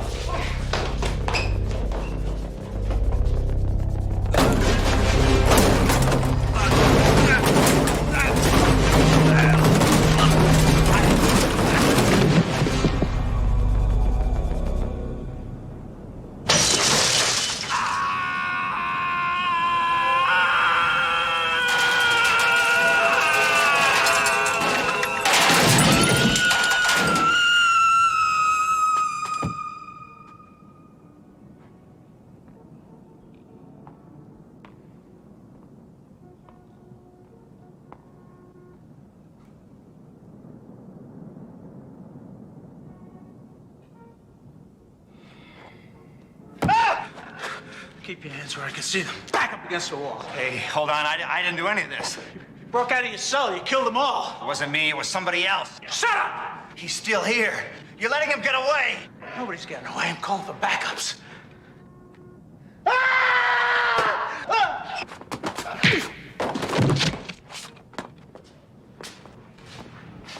Don't even try. Okay, okay.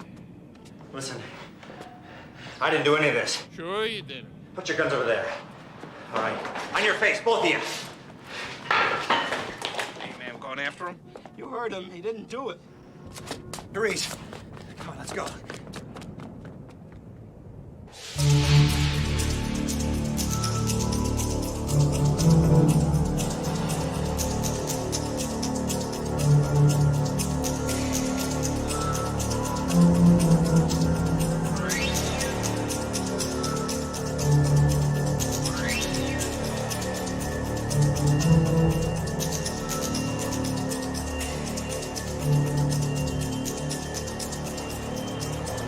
Keeping McRae's appointment at Sing Sing. Sure, walk into a prison with half the police force out looking for you. You're a brave man. No, not brave. Scared shitless. Unless we can prove that Cordell is still alive, it's gonna be my ass.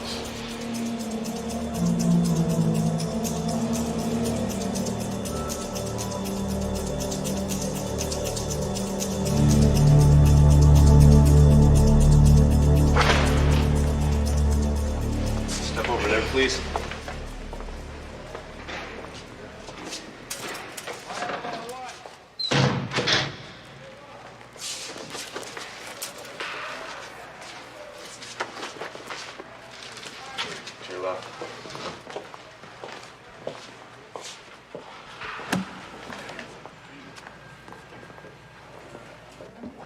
Yes, can I help you? Yeah, we've got an 8 a.m. meeting with your Dr. Gruber. We're a little early. Yeah, name?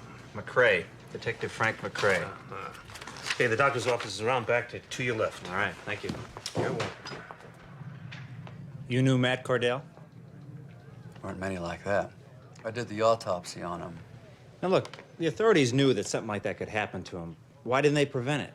Well, he wouldn't allow it. I mean, he refused to be in isolation. I guess he didn't want to admit that he was afraid. What do you do in a case like that? What do you mean? Well, when they're all cut up like that. This is no ordinary mortician's home. I mean, we're not into cosmetic approaches here. When a prisoner dies, it's not our job to make him look good again for his family. We stitch up the parts and put him into a wooden box, and we bury him. Is that what happened to Matt Cordell? I have to look at my records. Would you mind? Mostly they just go to Potter's Field. Oh. Here's Cordell's records. His body was claimed by a woman. Can I see that? We both know Miss Noland. I think before this goes any further, I'd like to see some identification, Detective McRae. Something with a photograph on it. Detective Lieutenant McRae died early this morning. He was murdered. He was murdered by the same man that killed more than half a dozen people at police headquarters last night. I haven't gotten to my morning paper yet. I want you to know all the lurid details. If I would have murdered a bunch of officers, the last place I'd come is to a penitentiary. Don't bullshit us. You know who did those killings. How could I know? Cordell wasn't dead.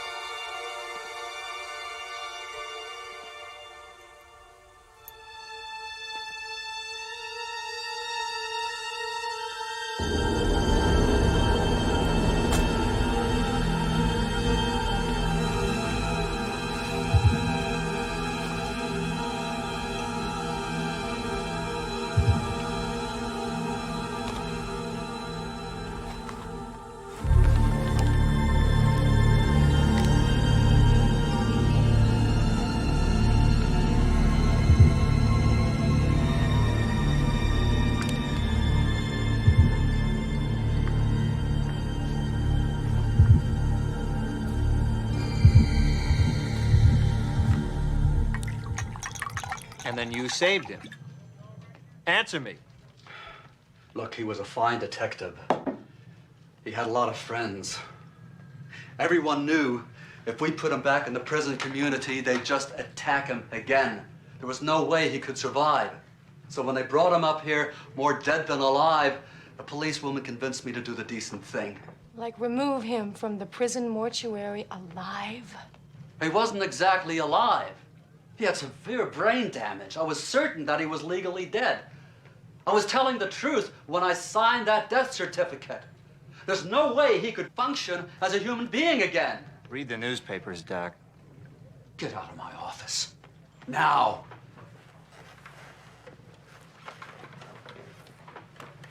You never came here. I'm not gonna pick up that phone. This never happened. There's no end to your decency, is there, Doctor? What did I do wrong? You should have seen him on the operating table, cut to pieces. I know the system screwed him. The politicians put him in prison and the inmates did the rest, and now you're trying to ruin my life and my career. We're not trying to ruin anybody. We just want to bury Matt Cordell once and for all. Get out of here. Go away. Here you are, Doctor. Put this on. What are you talking about? You know it's St. Patrick's Day. The parade. The mayor and police commissioner will be there. Yeah, along with 5,000 cops. You know, I bet Cordell used to love walking on that parade every year he was on the force. Yeah, well, whatever he loved, he hates now.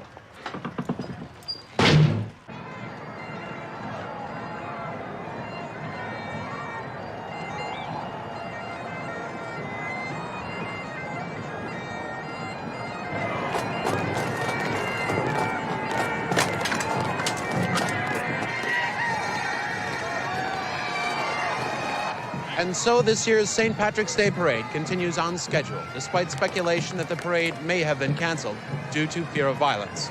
Authorities report scores of death threats against the police, plus threats of bombings along the parade route. But this has not deterred a record crowd for turning out for New York's 50th annual St. Patrick's Day Parade. What a parade it is. Public outrage over the continued killings by the so-called Maniac cop have brought many hostile New Yorkers to New York's Fifth Avenue today. Police security forces and the special bomb squads are out in full force, as well as plainclothes detectives who are mixed in with the crowd.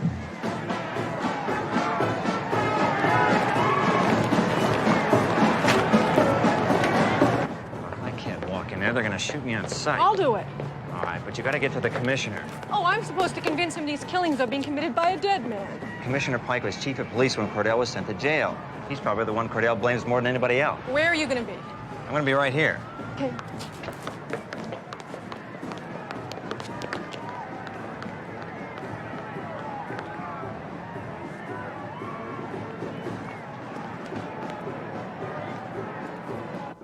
So says Commissioner, sir, that is my wife.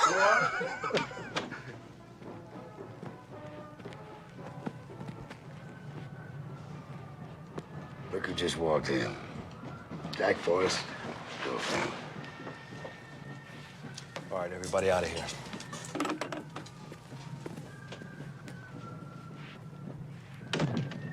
All right, so where is the son of a bitch? He's willing to give himself up. After you listen. Oh, so you're giving orders now? I know who committed these murders. So do we, sweetheart. It's your boyfriend. You're wrong. It's a man named Matt Cordell. Ghost. You come up with this lunatic idea by yourself, or you on drugs? It was McRae's theory, but we verified it. Listen, sweetheart, last night before McRae was murdered, he called my house. I wasn't there. I was at a charity event, but he was kind enough to leave a message on my service. Would you like to give a listen? This is Frank McRae. I've got solid evidence this homicidal maniac is getting information from inside the department. His accomplice is a female employee, a policewoman. I'll be at the Crime Records Division waiting. Call me when you get in. Of course, he couldn't have been talking about you. Policewoman, a killer's accomplice. He's talking about Sally Noland. Well, that's really great. You accuse a dead woman. But when the fact is, the log states that you came to see Jack Forrest last night on alleged police business, and that you aided in his escape from the cell block, and that that you helped him kill all those people. That's a lie. Why are you doing this? You know I'm telling you the truth about Cordell. Enough of this shit. I got a parade to attend. That's right, and you better go, sir. You know, everyone else has left for the reviewing stand. No, wait. You may be in danger if you go down there. Don't you understand? Cordell wants to kill you and the mayor. Is that what Forrest told you to say? If you have any sense at all, you won't go down there. Booker. Accessory to first-degree murder. Thanks, Judge Commissioner. Avoid the reporters.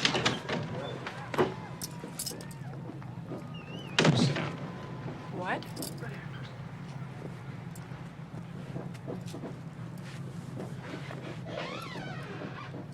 I don't understand. I thought you were going to book me. Well, what's the rush? I mean, we've got the commissioner's office all to ourselves. Well, we got a place in Newburgh, you know. Me and the old lady. We're gonna go up there. I'm happy for you. Commissioner, the tie. Never mind the tie. Come on.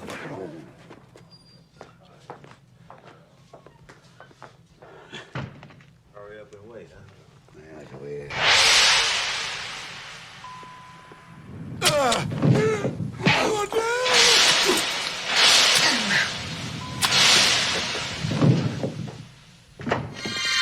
you're all gonna pay for your sins. That's right. And especially you. Time to make the donut. The donut. It isn't easy owning a Dunkin' Donuts. Time to make the donut. Because unlike most supermarkets, we make our donuts fresh day and night. But the guys who make supermarket donuts are still in bed. Plain donuts aren't enough. Of course, when you make donuts this good, there is one reward. They taste so great. Good morning, folks. People buy an awful lot of them.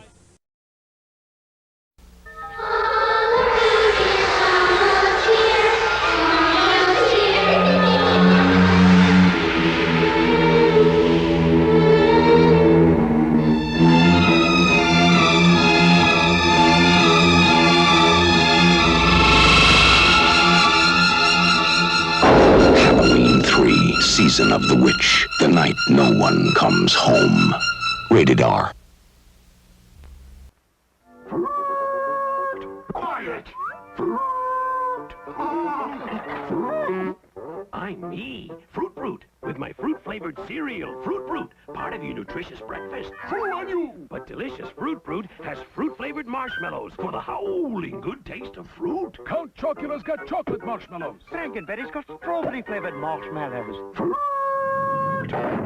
Fruit Brute, with the howling good taste of fruit. I mean, it was so scary. I was jumping out of the seat. I hid through about half of it.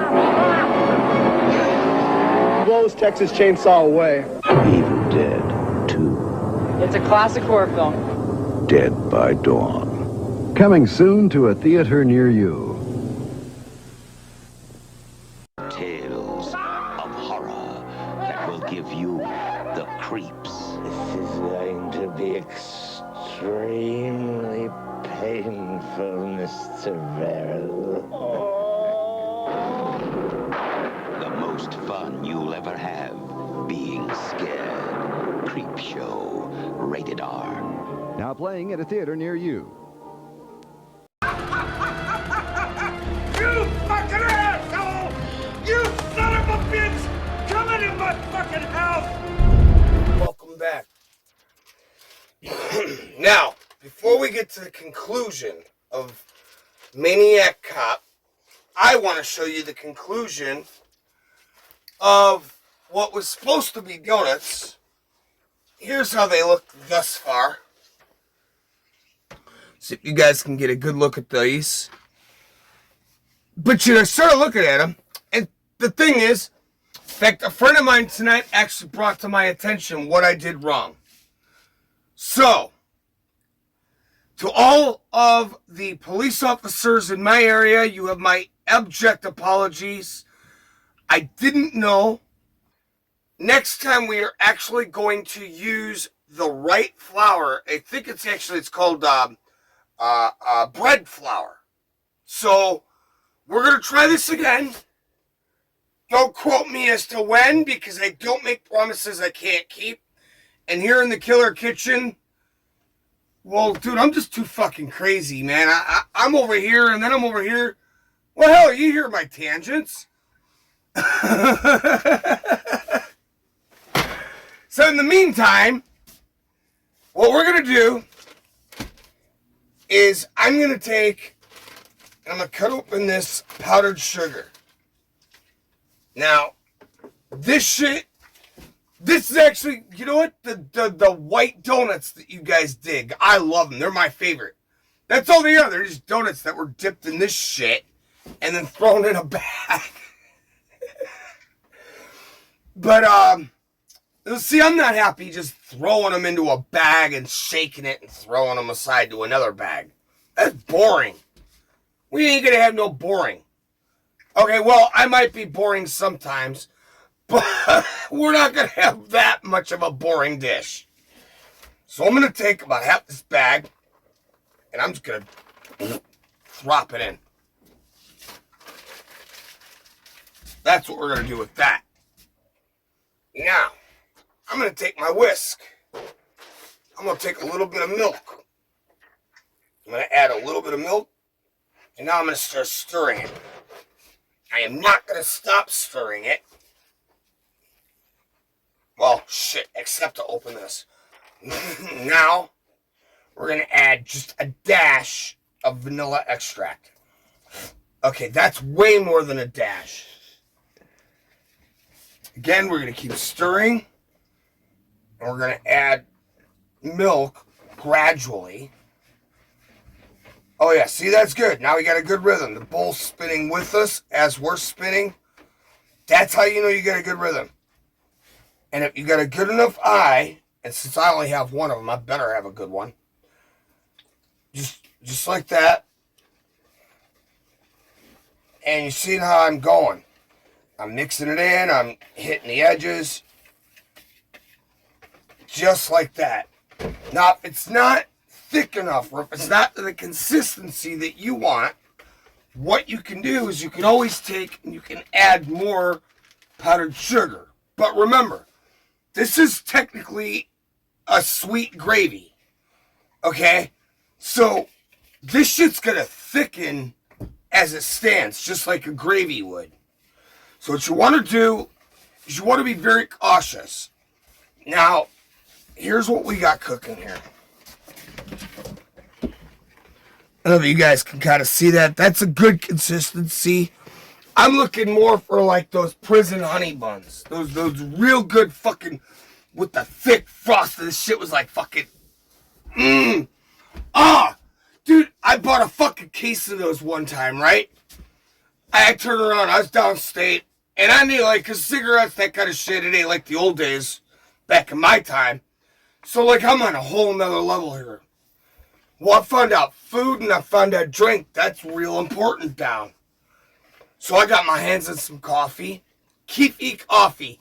Dude, that shit is liquid fucking crack. I'm telling you what, that shit's liquid fucking, we'd drink that shit, we'd be like, yeah, motherfucker, come on, bitch, get in my fucking way, I'll kick your fucking teeth in, bitch.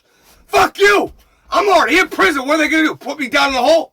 Well, they did, but, I mean, like, that shit was liquid crack, man, and you acted like a fucking crackhead, man.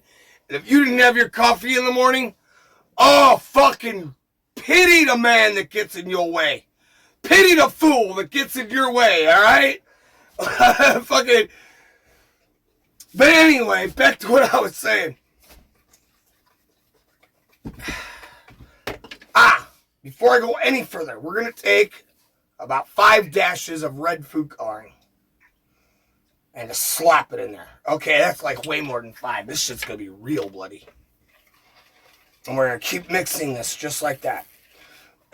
Now, what I was saying though, fucking, I got myself a box of fucking honey buns, right? I started trading off.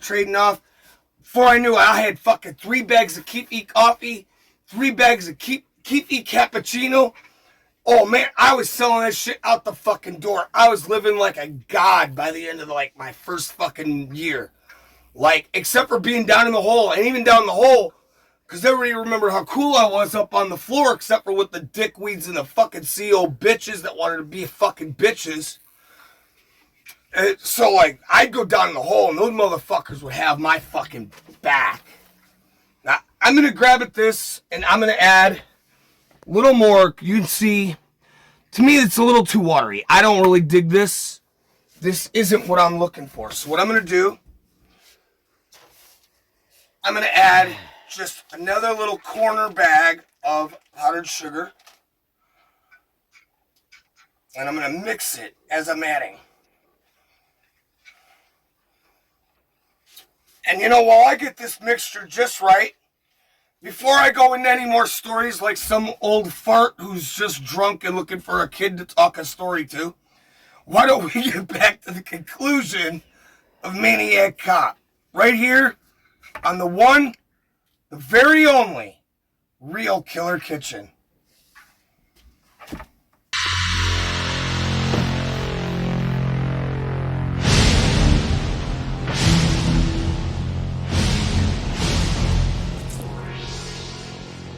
Why don't you put a real feather in my cap and lay it all out for me? The reason behind those killings was extortion money, wasn't it? Money had nothing to do with those killings. It was an act of vengeance against the city. You know, the truth is, darling, I could use a caller like this one. Come on, win me the big promotion. Make me a hero.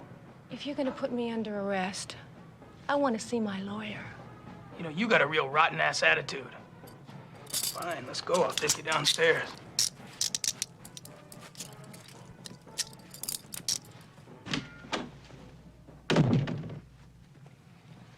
Don't give me any trouble, huh? This is great. I don't believe this. Everybody else has gone to the parade, and I'm stuck here with you. This is fantastic. You with your great attitude really makes things nice. You know, I'll tell you something else.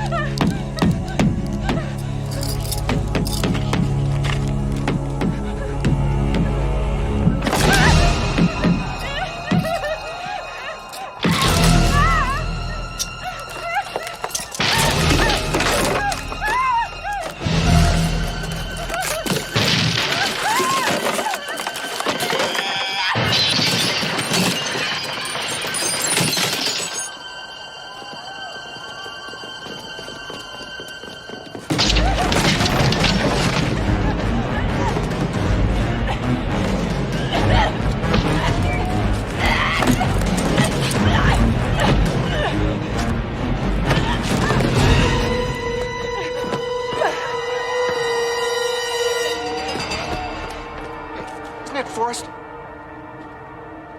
Let's get him. All right there. Hey, wait, no. No! Damn it! Let's go. Let go of me. Can't you see what the hell's going on up there? Listen to me. He's up there. Take me to Blake's office. Don't you go giving any orders.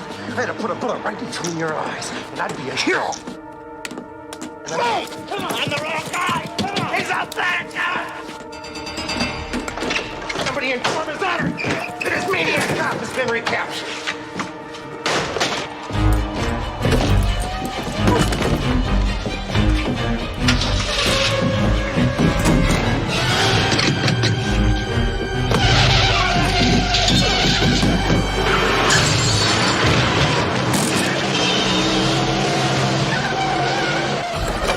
Hurry up, you're wasting time! The killer's in that paddy wagon! Come on, let's go!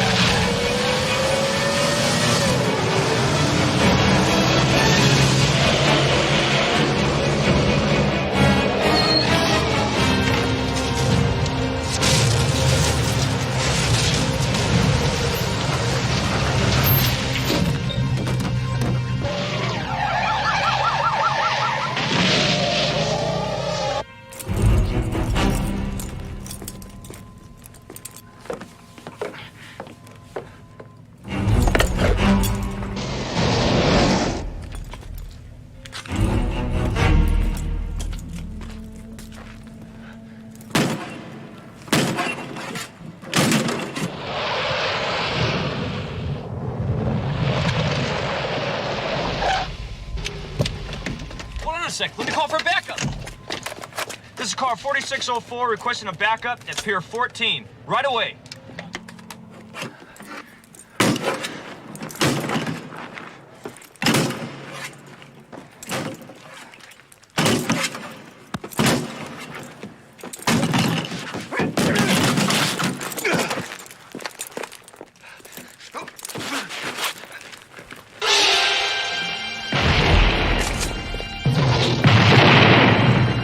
Let him go, Cordell! Therese, get these cuffs up. The keys.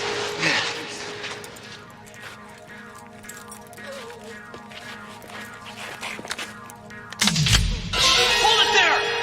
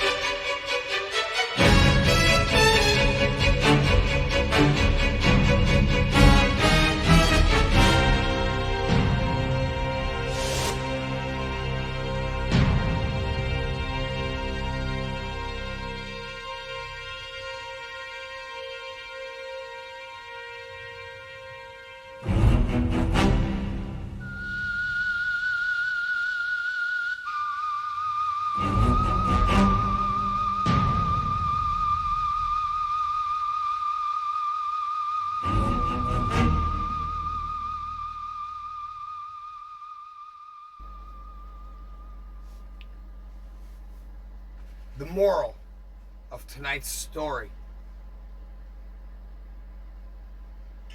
When you do people dirty, sometimes your sins might come back to bite. When you treat the innocent like a criminal and turn your nose up, even at the highest levels, Nancy Pelosi, Hillary Clinton, Donald Trump, Barack Obama, Joe Biden. Turn your nose up and you just let the guilty walk free because they know the right people or blow the right people. Well, now you're getting into a system that's not American. And for too long and for too many fucking decades, that's been the system. In fact, we're going to use tonight's menu to show you exactly what the American judicial system has looked like since we stopped trying to rehabilitate and simply started to incarcerate.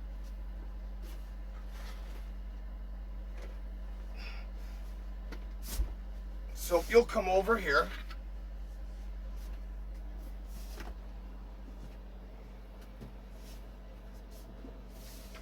See, I've noticed, and I don't think that it's just me, that our prison system is nothing more than a fucking cage for animals. That's not what it was ever meant to be. That's not what it is supposed to be. Personally, I think it's time to bring back the old-time gallows. I think it's time to use modern technology for some good. Let's televise it. You murdered somebody. 20 people fucking see you do it. You don't get no pussy-ass little sissy electrocution. You don't get no pussy-ass little pussy fucking injection with some fucking needle in a gas room or chamber or whatever they want to fucking try to doctor it up to sound pretty. You fuck up, and everybody knows you fucked up, we're gonna hang your ass right in front of the courthouse like the old days, back when I was a kid, back 1865, when you fucked up and the whole townsfolk come and we all got to watch it, and we knew if we fucked up, that could be us, that could be our necks that were fucking strung out. That's straight up, that's real fucking shit. Cordell, and if you watch through parts 2 and 3, and I implore you, here on Angry 80s Guy, we have both of them playing, and you know, the more into this I get, I want to get more into Cordell's story. And I think we may have to revisit this here on the Killer Kitchen, because there is more to this. You know what, as far as psycho killers on a rampage, dude, Cordell has more of a mysterious and more of an honest reason for being than Jason, than Freddy, Michael Myers. This guy's story is so unique in the fashion that it was black magic and evil that brought him back, but it was in the name of good. And it really does show what Dr. Jekyll and Mr. Hyde tried to explain. You see, Dr. Jekyll, Mr. Hyde, right? The whole story was about this doctor who was convinced that he could take the evil inside a man and set it aside from himself. Well, if you guys have watched Killer Kitchen long enough, you've seen that that doesn't work very well. And we usually end up in fist fights, and that's why Jack is strung up on the wall.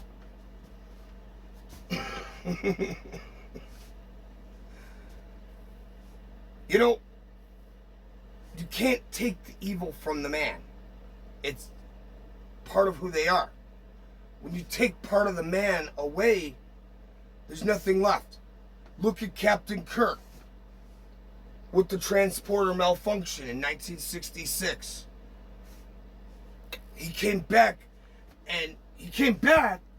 but then after they walked him out and he was kind of sick, he didn't feel right, they were getting him down to sick bay. And while everybody's back was turned, the evil Kirk appeared. That was the evil inside of Kirk, that dark side, that Kirk's version of Dr. Jekyll, or Mr. Hyde, rather.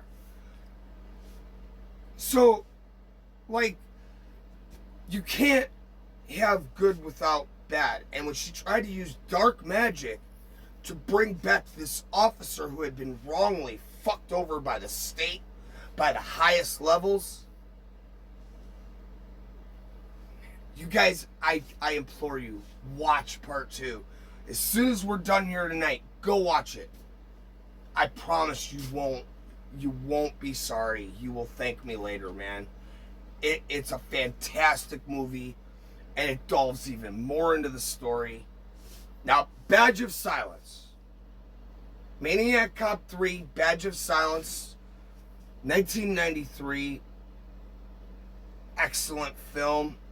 Done very well, but it could not have come out at a worse time, considering it was released July 3rd, 1993, and it turned around and Rodney King had just happened in March 1993. Really kind of makes you think about a few things. I'm not going to say what, because goddammit, I'm in enough trouble. And trust me, I'm sure that I pissed off more than a few police officers. For those out there in blue, you guys are fucking awesome.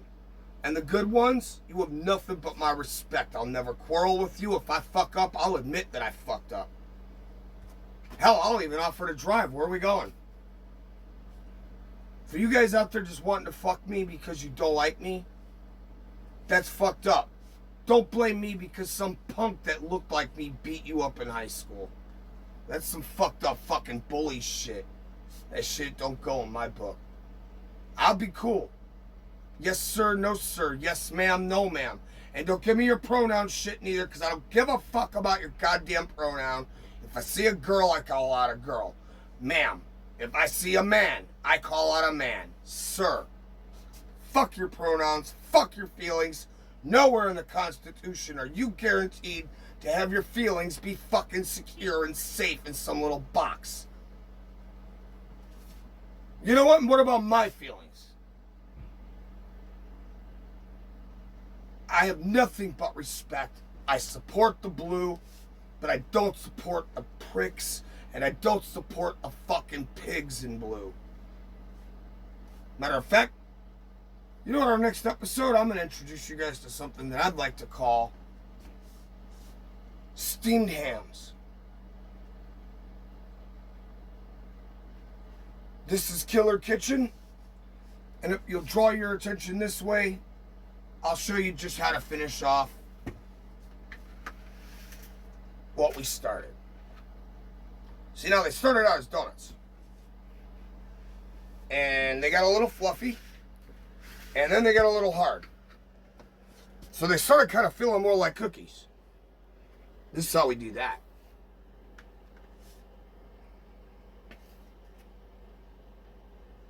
I'm just gonna dip this fucking just like that. And don't be stingy either.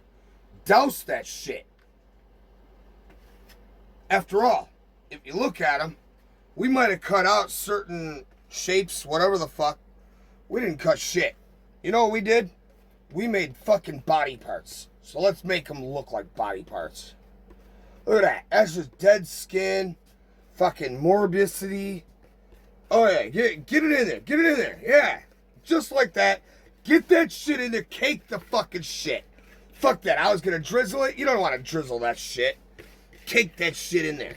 And now what you want to do, what I'm gonna do, is I'm not even gonna have a single one tonight. You know, time to make the donuts? Well, the donuts are made. It's 2 o'clock in the morning. My breakfast is ready to go when I wake up. Got my pot of coffee going. Got my fucking, well, whatever you want to call that. This is Killer Kitchen. And, as always, please remember, whatever doesn't kill you will only make you stranger.